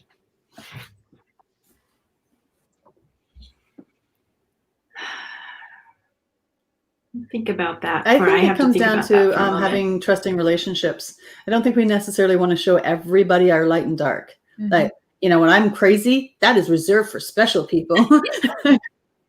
But people that I trust, the people that are going to hold my hand and understand and support and not react. And so I don't know if we, on the first date, tell everybody our demons. And I'm not entirely sure we can trust on that level at that point. But the more we trust our relationship, the more we're able to show different aspects of ourselves. And sometimes we know something's coming up. Like when I'm going crazy, I kind of know it's coming. If I'm somebody close to me that's going to be around me, I can say, okay, there's something here that's coming up and I'm not really going to be happy about it. You might not be happy about it either, but if we can talk about it now, maybe it won't come. Or, we can share those things incrementally as the trust builds. Right. Yes. So in regards to dating, on a first date, let's say, you don't want to disclose too much information, right? I mean, you certainly want to have a connection and you want to show some vulnerability to create a connection. But I think, like Allison says, there's some incremental steps to revealing yourself. So on the first date, you naturally do not want to talk about, your past relation. This is what we suggest in our advice with matchmaking is you want to avoid subjects on politics, your ex, keeping it positive, more on positive subjects on revealing yourself on the first date. Yeah. And then again, building that relationship before you disclose the other parts of you.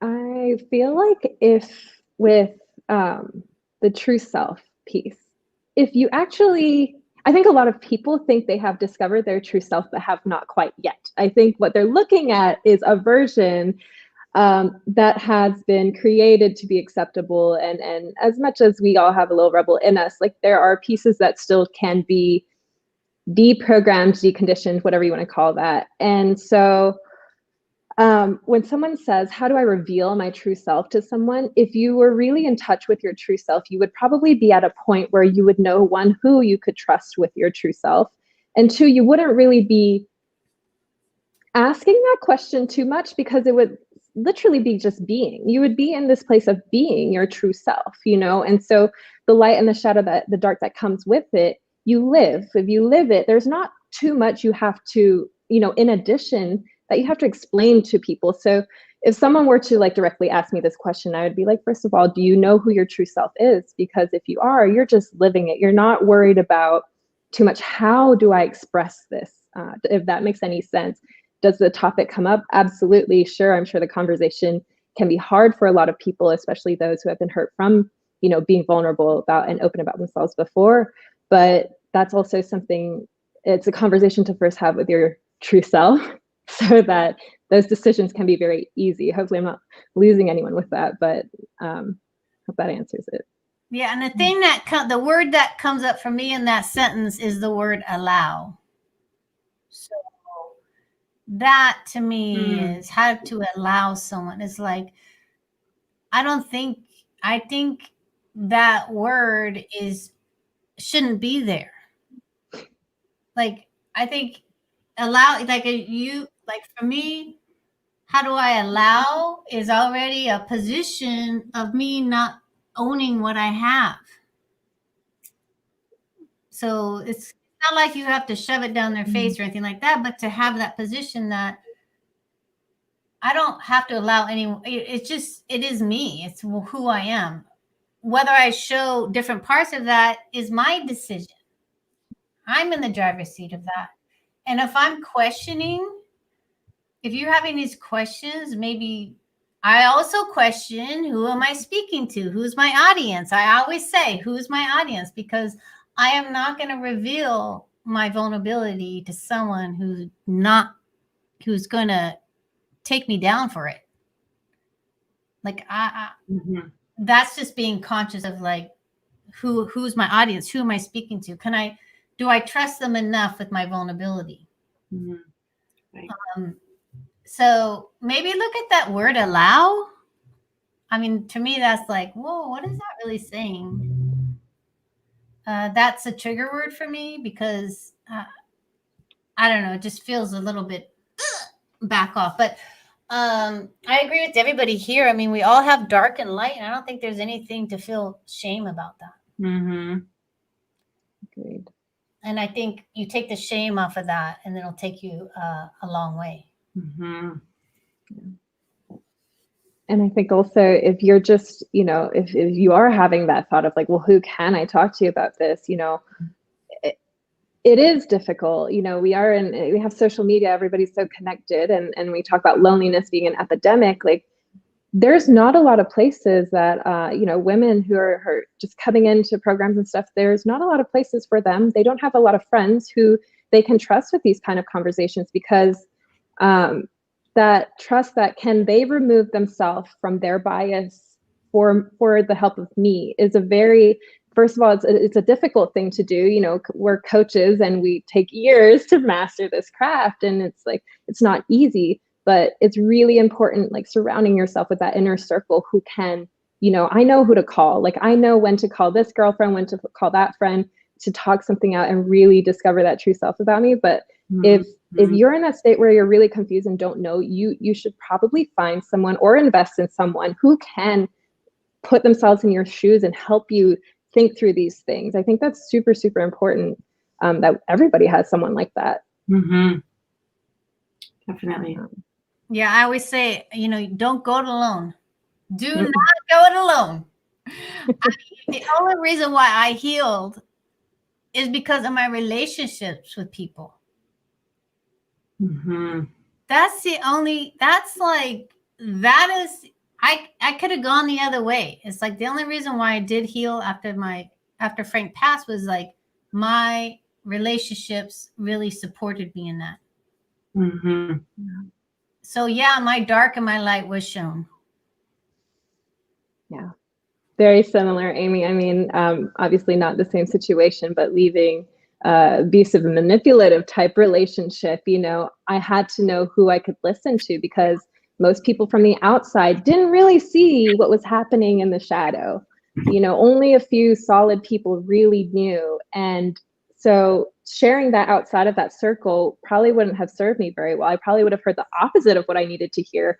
Oh, he's wonderful. Oh, he's, like all these things. But those trusted people really knew the situation because I was able to trust them enough to share what it really was. And so, yeah, I agree with you there. Community, your circle is everything. Yeah, it's so important because people's worth is tied to their advice. Right. So if I'm in a bad relationship and I'm getting my worth in that bad relationship unhealthily, but I'm getting my worth that way, I am going to encourage you to stay where you are because that'll make me feel better about my situation. Right? So that's why it's so important. Let's talk about that. What's that? But when you're talking about that whole light side, dark side, that sort of part, like ask yourself before you reveal, where's my worth coming from? Why am I sharing this right now?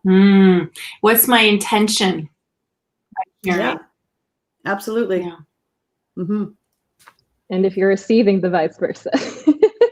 Yeah, right. There's this beautiful thing called neutrality. When people are sharing with us, we do not have to engage. And then we can see that person and see what they need and just allow them to make their own decision, right? It's that advice giving thing it's a slippery slope.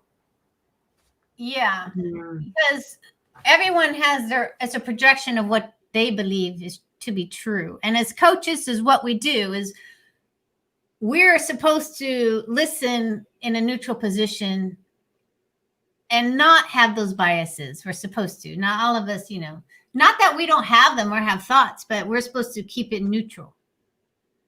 Which is why, a coach, like reaching out to a coach is very helpful when you're in a situation in your life that needs support. Because that's one of our jobs is to actively listen without judgment. 100%. And as go ahead.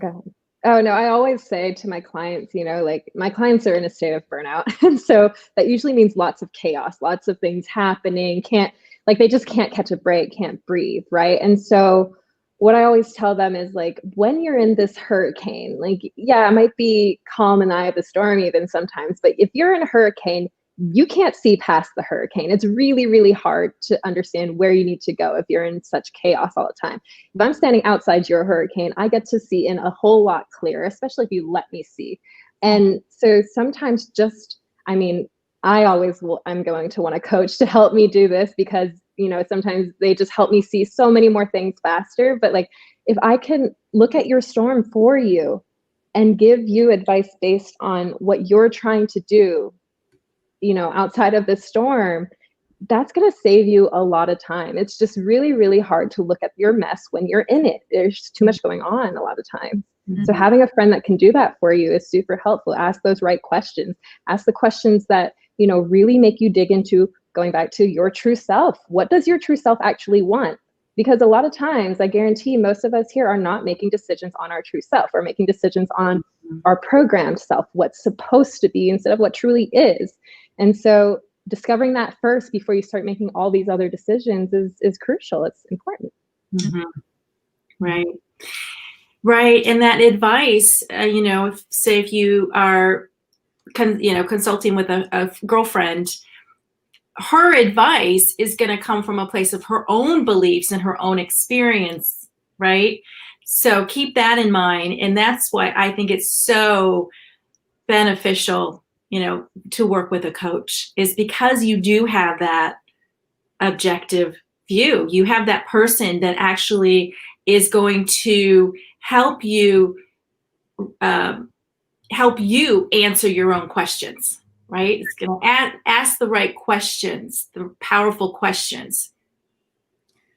Yeah, because there's nothing worse than asking your friend about dating. I mean, they have their own. I mean, you will get every advice under the sun about what you're supposed to do. Right. You will like splurge, and you're like, I'm trying to figure it out myself. And, have my own ideas about this, but they are so ready to just don't do this, don't do that. I'm like, oh God, I'll never get a date. I mean, find the people that are doing or have the life that you want to have, with that level of confidence. Not that you want to duplicate who they are, but if you see somebody who's being very successful dating and have figured it out, ask them, because or better Julianne, but because there's got to be a level of experience there, right? It's but look, you want to start being a better mother, look around at the other mothers and go, who's doing it really well? Who do I want to learn from? Right. Yeah. So I'm going to switch up a little bit because I think this is in the same realm, but I think it's about someone asked how to be emotionally intimate. So, I think that right now what we're doing is emotionally intimate. Mm-hmm. Right. So can we speak into that? How to be more emotionally intimate? Yes. And it's such an appropriate time right now to be emotionally intimate. Right now, I think that as far as dating, I think people are becoming more emotionally intimate. We're experiencing this together, right? And this is it's a journey. Everybody has their own personal reaction to it, and to be in that vulnerable place, to be able to feel safe, right? But in dating is again, it's revealing. For me, it means revealing your vulnerability and feelings in a safe place to do that. Mm-hmm. Mm-hmm. Does that make sense? Mm-hmm. Who wants to jump in? Okay. With emotionally intimate, can you ask the question one more time? I forget what was the goal of the question we're trying to get to here. Well, it says she asked how to be emotionally intimate. How? And maybe, I don't know what it's in reference to, but this is a good example of being emotionally intimate, I believe. Yeah. I think the more question is, why is it difficult to be emotionally intimate, right? I mean, emotional intimacy, when we get together with the right group of people, maybe people who are aligned with you, it allows that depth, it allows that vulnerability. So the how is more so, the how is simple. You have a conversation with a person who is willing to go, with you into that depth. But what's getting in the way of allowing you to get to that intimacy is probably what we're going to focus, what should be focused on more. What's stopping you? Why are you afraid? And a lot of, I know for me, it was the judgment, the rejection. Are they not going to accept me if I, show my emotional side, if I show that I don't have it all together?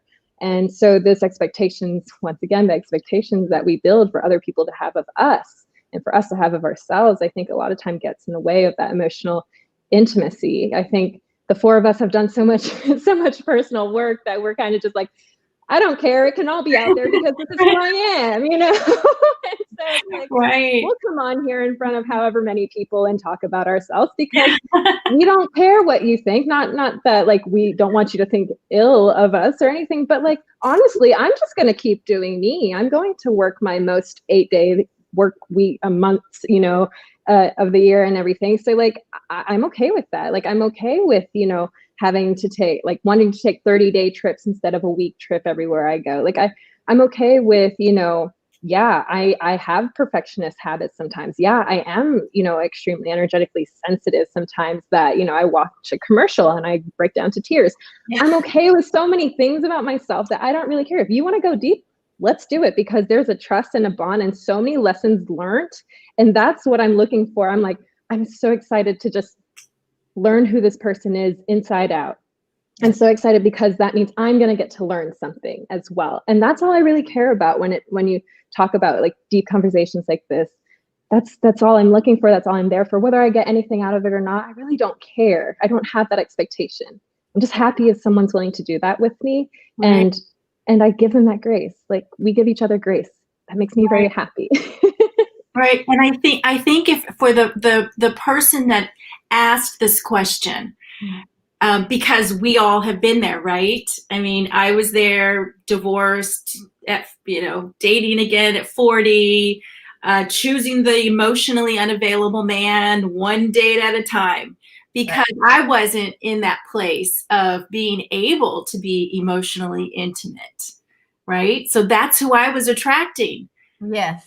So really digging deep into what is it, like Carrie says, is what is it that's preventing you from being emotionally available? Mm-hmm. Asking yourself that question and going deep into your beliefs, and those beliefs that I identified who you are today, and rewire, change those stories, right? And that's where, the coaches come into place, right? Is helping you identify and rewire your story. Mm-hmm. Mm-hmm.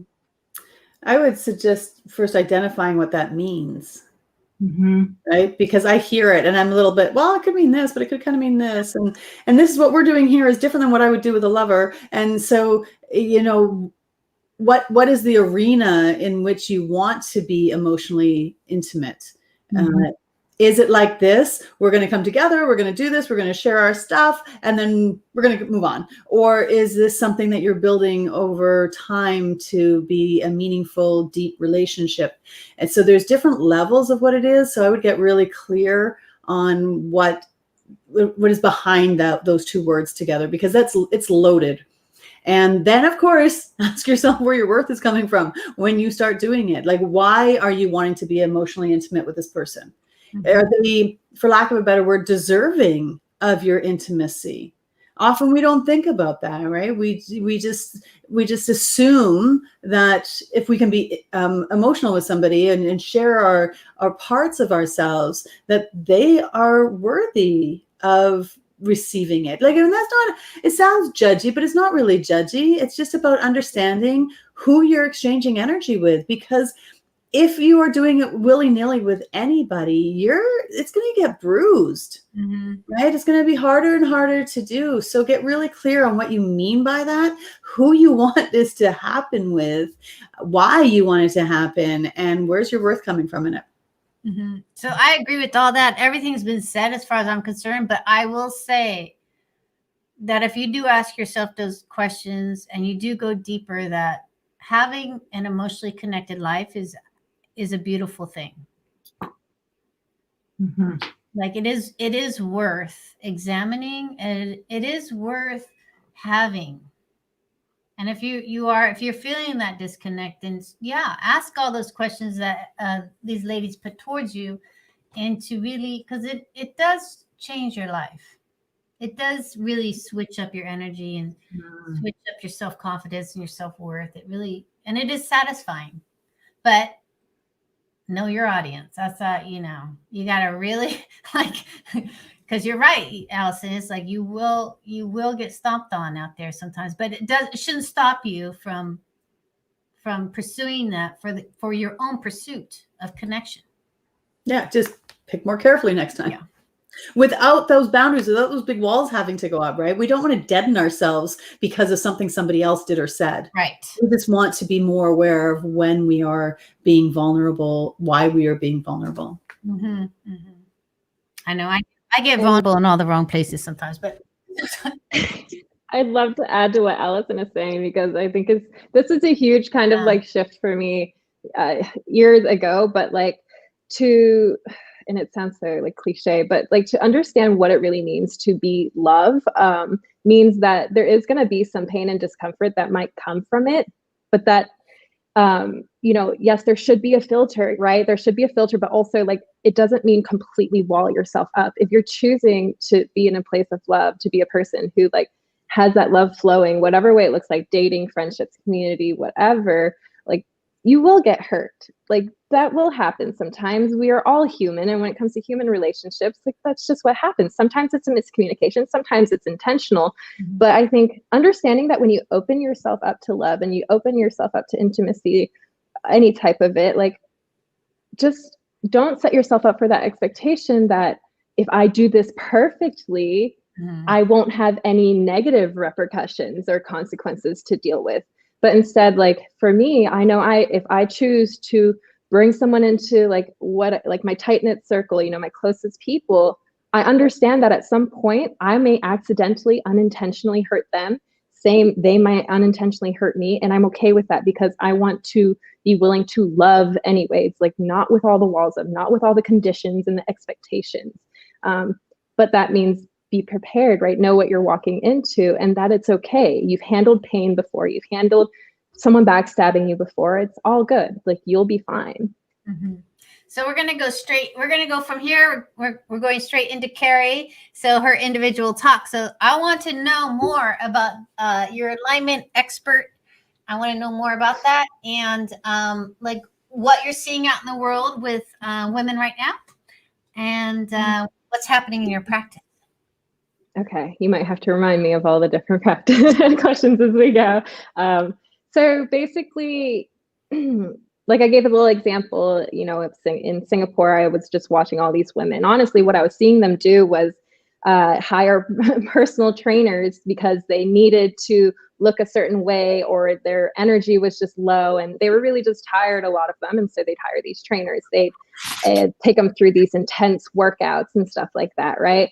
And disappear after a month, 3 months, 6 months, because they would just be burnt out trying to do all the things. So the main problem that I see, and this is in fitness, I'm sure it's in relationships and worthiness and everything as well, but like us women, we have a lot on our plates and we keep wanting to pack more onto it. And so I love when Allison was talking about space because that is legit one of the most important steps is making space in the life for all these things to come in.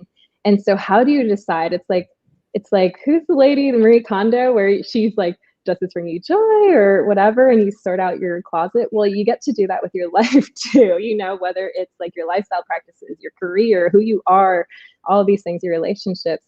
And so it's super important to know what stays and what can kind of be minimized or left alone so that you can create more space, whether it's for your health to actually get back to a certain level of fitness so you're not tired all the time, or whether it's to actually do the side hustle you've always wanted to do, or to be the mom to your kids you've always wanted to be. Like we have to start with making that space. And so I love the body because it's very tangible. And we've been talking about how it's really hard to see into yourself sometimes. So like I love starting with that tangible because it just, when a woman thinks she can't lift something up, like if we're talking weightlifting, and then suddenly she does, she has now just proved to herself that maybe she can do more than she ever thought she could do. Can we take that outside of the physical into emotional, into mental, into something spiritual? Absolutely, we can, as the confidence builds, as the competence about, how to go about this stuff builds as well. So alignment is really just a lot of that. It's first really knowing who you are and peeling off the layers to really discover, hey, underneath all of this that's been kind of piled on top of me, who am I? And then how to make decisions from there so that you can protect this space. I think a lot of us have it backwards right now, where we make sure we have the minimum like paycheck, we have to have the house, the car, or whatever, all these things that we have to get, then we come into the picture. It's actually a lot easier if you flip it around. You know who you are, you protect who you are, you protect the things that you need, and you build from there. It's a very different experience. And I know that's hard for women because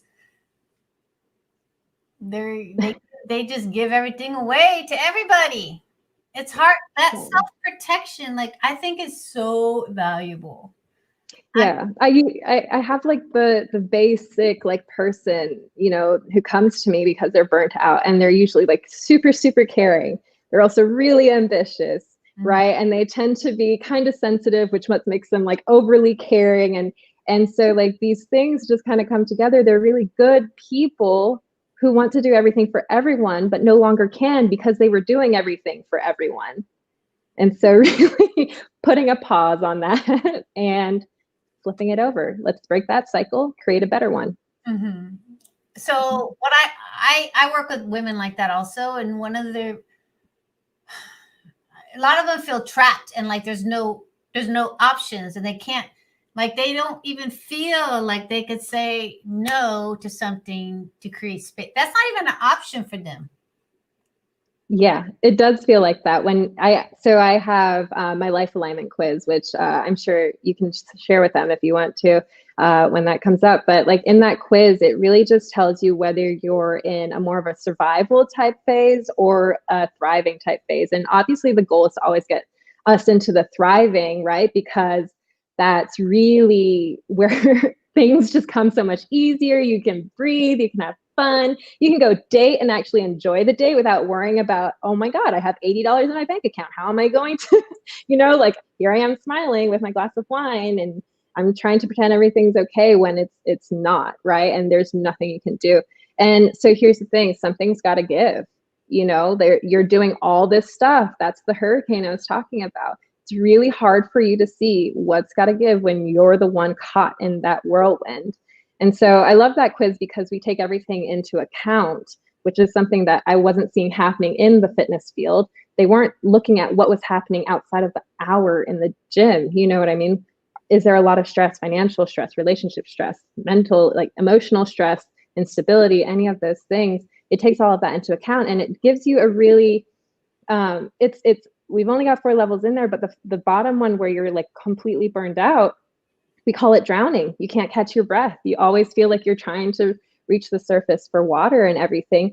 And, treading water, same thing, maybe not as bad, but when you're in that state, here's the thing. You can keep going, but we pretty much know where that's going. We know the direction that's heading, and it's probably not very good. So you can either make the decision to keep heading in that direction or to pause, like Allison's saying, pause and actually let some things bleed, because they'll have to, so that you can redirect and start a cycle that's going to do the opposite of everything for you. And people, when they say they have no options, they're just afraid to let something bleed, because that's that reactivity life. Well, if I don't do this, then this is going to happen. If I don't do this, then this is going to happen. I can't do all that because the thing just goes on, right? And so when we talk about reactivity, in the body, for example, have you ever been on a diet where you worked really hard, maybe for a couple weeks, and you got some results, you had to fight for the results, and then as soon as you go on vacation for that week, you lose everything, maybe even go backwards? That is your body being in a state of reactivity. And so a lot of women that come into me in the drowning, treading water states, their body is expressing that too. There's no flexibility in their metabolism, which shows also in their habits. There's no flexibility in their habits and what they're investing in. They're so rigid because they feel like they have to be. So the thing is that when you're in that state, you feel like something needs to be sacrificed, but really what you're not seeing is all these things. Maybe it might be a really good chunk of things that you're investing your energy in don't really bring you any ROI at all. They're just a waste of time. They're just what you think you need to keep things going. So I think I know a lot of women who are drowning. Oh, sadly, a lot of us are, especially nowadays. There's always a payoff. So what are we as women who are drowning? What's the payoff for us? What are we getting out of it? Yeah, this is where self-worth comes in. I think a lot of us women have placed our worth poorly. We depend, like the number one thing is productivity. What do we love hearing? Like women are always like hustle, hustle, hustle, busy, busy, busy. Why? Because productivity, we've literally glorified productivity so much. No one glorifies rest. And so when my clients come to me tired, I'm like, oh, you got 15 hours of sleep. That is amazing, because now they're waking up fresh. Nobody's glorifying the other side of productivity. And that's very, very dangerous. And that's why so many of us have ended up here.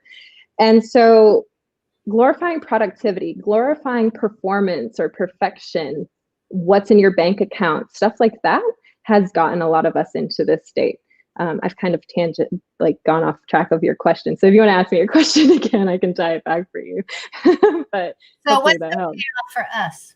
Like, what's our payoff? It's this, I don't want to call it a delusion, but it's this validation, this self-worth that is externally placed, right? The more productive we are, I cannot stop, because if my productivity stops, I am no longer worthy.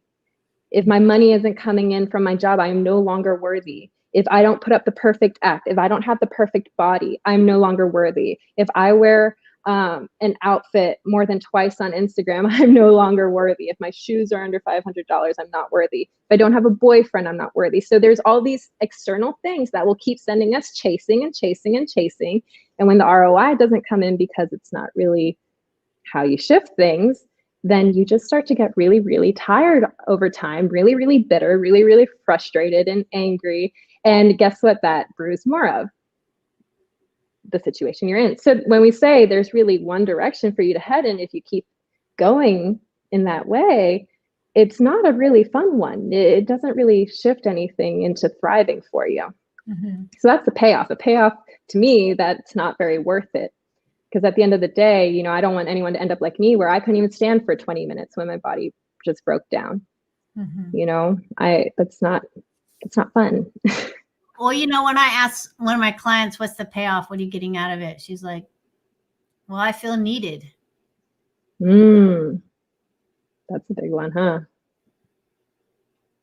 So why does she need to feel needed by someone else is where you go then. But it's still external. I mean, I love helping my clients. I love serving them and helping them, but I don't love being needed, to be honest with you. I don't love being dependent on. Let's speak into that. Yeah. You want to? What about it? Like, why don't you like being needed? I think being a coach, you're always seen as being needed, but really, what I would rather have is teaching my clients courage and confidence to do whatever they need to do, even without my validation. I want their self-worth to be built up so much that they don't need a partner to allow them to be emotionally intimate. They don't need someone to give them permission to start a business. They don't need another coach telling them to increase their prices when they feel ready. Like, that need is fine, and I know it's there, and that's what a lot of coaches do, is they fill that need because it's obvious. But I would love for people to build themselves out of that need, that dependency. I mean, we're really talking almost like codependency, right? And so, like, with coaching, it's very dangerous. You can get into codependent relationships with a coach if they're not careful. Yes. Yeah, because that need in my client in particular has a hookup, has a price, right? Yeah. And exactly. And when I have clients coming to me with great need of something from me, I start to be very careful myself. I have to protect myself too, because if I don't match your need, so if I'm giving into this game that you're playing and match your need all the time just to make you feel better about yourself instead of, hey, let's actually hit the root of this issue, I can place myself in a position where I end up extremely bitter or resentful because my client got angry because I didn't give her exactly what she needed or what she thought she needed, right? So my clients that I work in burnout, they think they need a diet plan. They think they need to lose 30 pounds. They think they need to work out like crazy. They think they need to do a ton of cardio. I mean, talk about a list, Jillian. My clients come in with a long list of all the things they need to do too. They're like, what's your list look like? I'm like, I got like 5 things, maybe. And they're like, wait, what do you mean? You don't need all of these things. The need that you've created in your head is literally from the mind. The mind has created that need. And sometimes the mind is not very good at thriving. The mind's a great tool for surviving, not very good at thriving. So speaking of that, why is it not good at thriving? I mean, if we all can agree there's a mind and a soul, then I think we'll be able to continue this conversation. But if you don't believe that, or maybe if you don't understand it, that's fine too. But like, there's the mind and there's the soul. The mind, you know, is something that it's a tool that most of us are letting run our lives. And so we ignore the soul, the true self, right? If you're spiritual and let's say you leave this earth, you know, are you gone? Like, does your soul continue? What about your mind? Is your mind going to act the same on a different plane? I don't know. I don't think so. At least we know it is here. So what I break things down into is first we start on the body. Let's quiet the hormones and whatever that is so that we can actually start to tell the difference between who we are and who the mind is, right? From there, we can start to really learn. You know, we've talked a lot about expectations, of goals, of conditions, lists, all these things. A lot of these things have been created by the mind. The mind is there to help you survive, but the soul is what you really need to speak to if you want to thrive. Mm-hmm. If you've thought your way to all this money, but never once asked yourself what makes you happy, you might end up rich and unhappy, which we've seen a lot of people do this, right? So how do you become rich and happy? Maybe pay attention to what makes you happy also, which sometimes mind can't really do that for you. Mind is really good when, you know, you've asked your soul and you've checked in, okay, I really love helping other women. I really love empowering people. Like, this is what I love to do. I love pulling that out of people, right? Okay, now my mind can come in for my strategy. Now my mind can help me figure that out. But my mind was never going to tell me to do that, because what my mind was probably telling me was pretty much similar to what a lot of other people's advice was, because they were also run by their mind. So I love how all this is full circle, but they're like, oh, it's really hard if you start a business. Why would you want to coach menopausal women, Carrie? You're too young. No one's going to listen to you. That's what everyone else's mind and my mind was saying. But my heart was like, I don't care. I want to do this, right? And then if we take it even another level, how do we even know when it's our body, our mind, or spirit, or God, whoever it is talking? Yeah, because we're such a mess sometimes. Yeah, because I just want to say, like, just because you work on the physical realm of hormones, like, if your hormones are off, is that really you? Like, what's exactly? I mean, like, so it is. Yeah. You know, in what you do in your industry is like you take into account the body, the mind, and the soul, so that that's the alignment, right? Because absolutely. I mean, yeah, if your hormones are off, I'm going to assume everything else the messaging is off, right? So like, even just hormones, if someone's getting cravings, they're like, oh, something is wrong with me. Why can't I put aside sugar? No, that's the wrong message. The message may be, what is the stress that you're dealing with right now that's driving your stress hormones up to cause you to want to grab a donut? Right. You see? And so that reactivity doesn't let us make the decisions for our true self. So I love working from body to identity to mission, because let's settle these hormones first. That noise, let's quiet that down. When that's quiet, let's figure out when it is that your mind is coming in and when you're coming in and making decisions. Because if that's clear too, that reactivity that like Allison was talking about, those conditions and that list that you have to build all the time that Julianne was talking about, all that can kind of just melt away sometimes. Like, there's so much that we can just let go of that we're not letting go of. So that space is created just from letting go, because you don't have to be that person. You know, it's your mind trying to make you do things. It has good intentions most of the time, but it shouldn't be running you.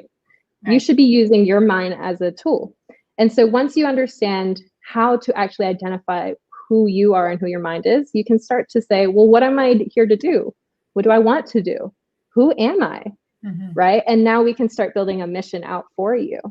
That whether it's you're going to be the best stay-at-home mom that, you know, your kids have ever seen and just kill it at that job, or starting a business, or asking for a promotion, or going to the next level with your partner, whatever that is, you get to do that on a very different level, because you actually know who you are.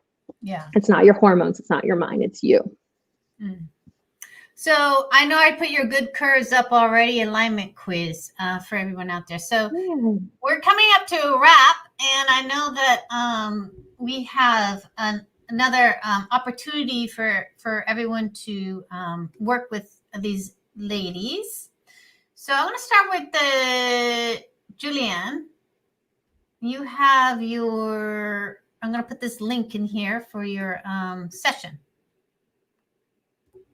In case you forgot. Do you want to speak into that? Oh, you're muted.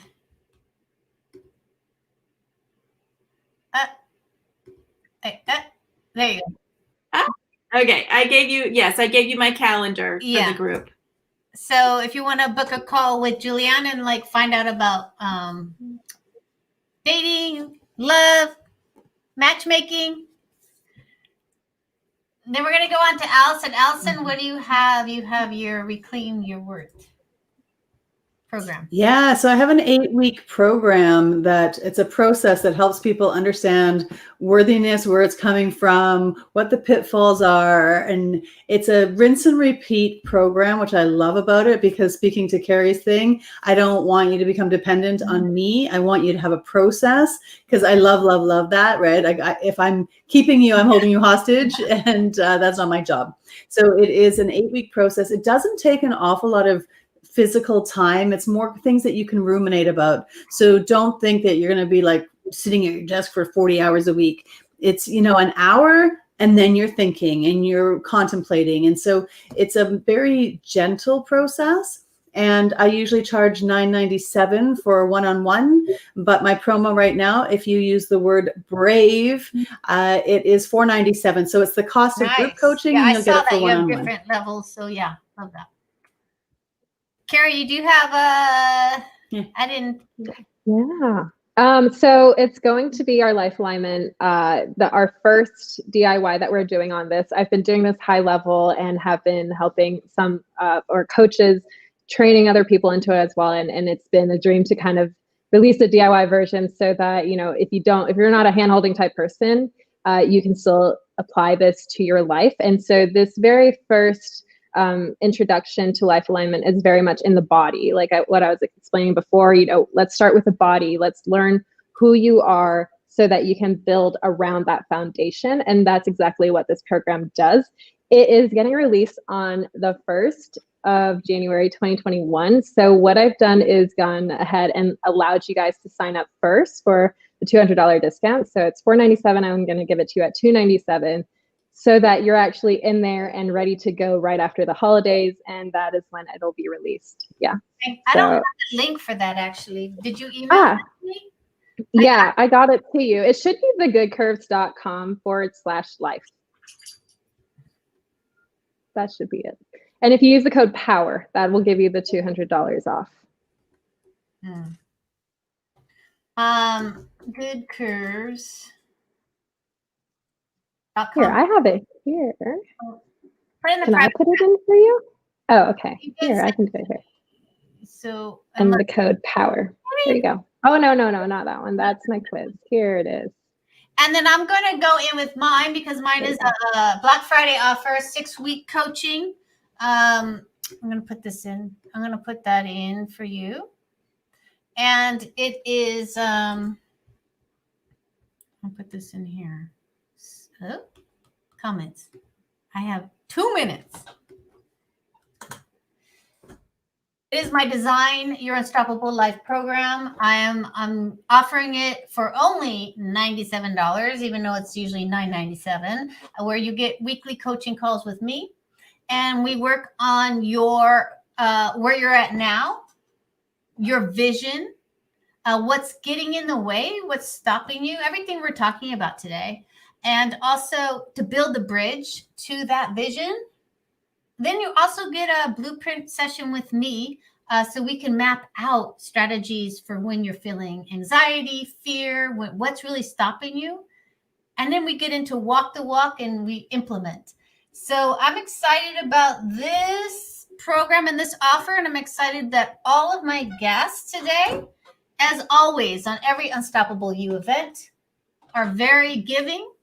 They are of service. Ladies, we are intimate. We are mostly intimate.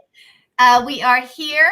And again, thank you for participating and being a part of the Unstoppable You, and everyone out there in the Unstoppable community. Thank you for your time, because without you, no one can hear it. We're nothing. So, ladies, thank you so much again, and everyone out there in the Unstoppable. Thank you so much, Amy. Thank you. Bye, you guys. Bye. Bye.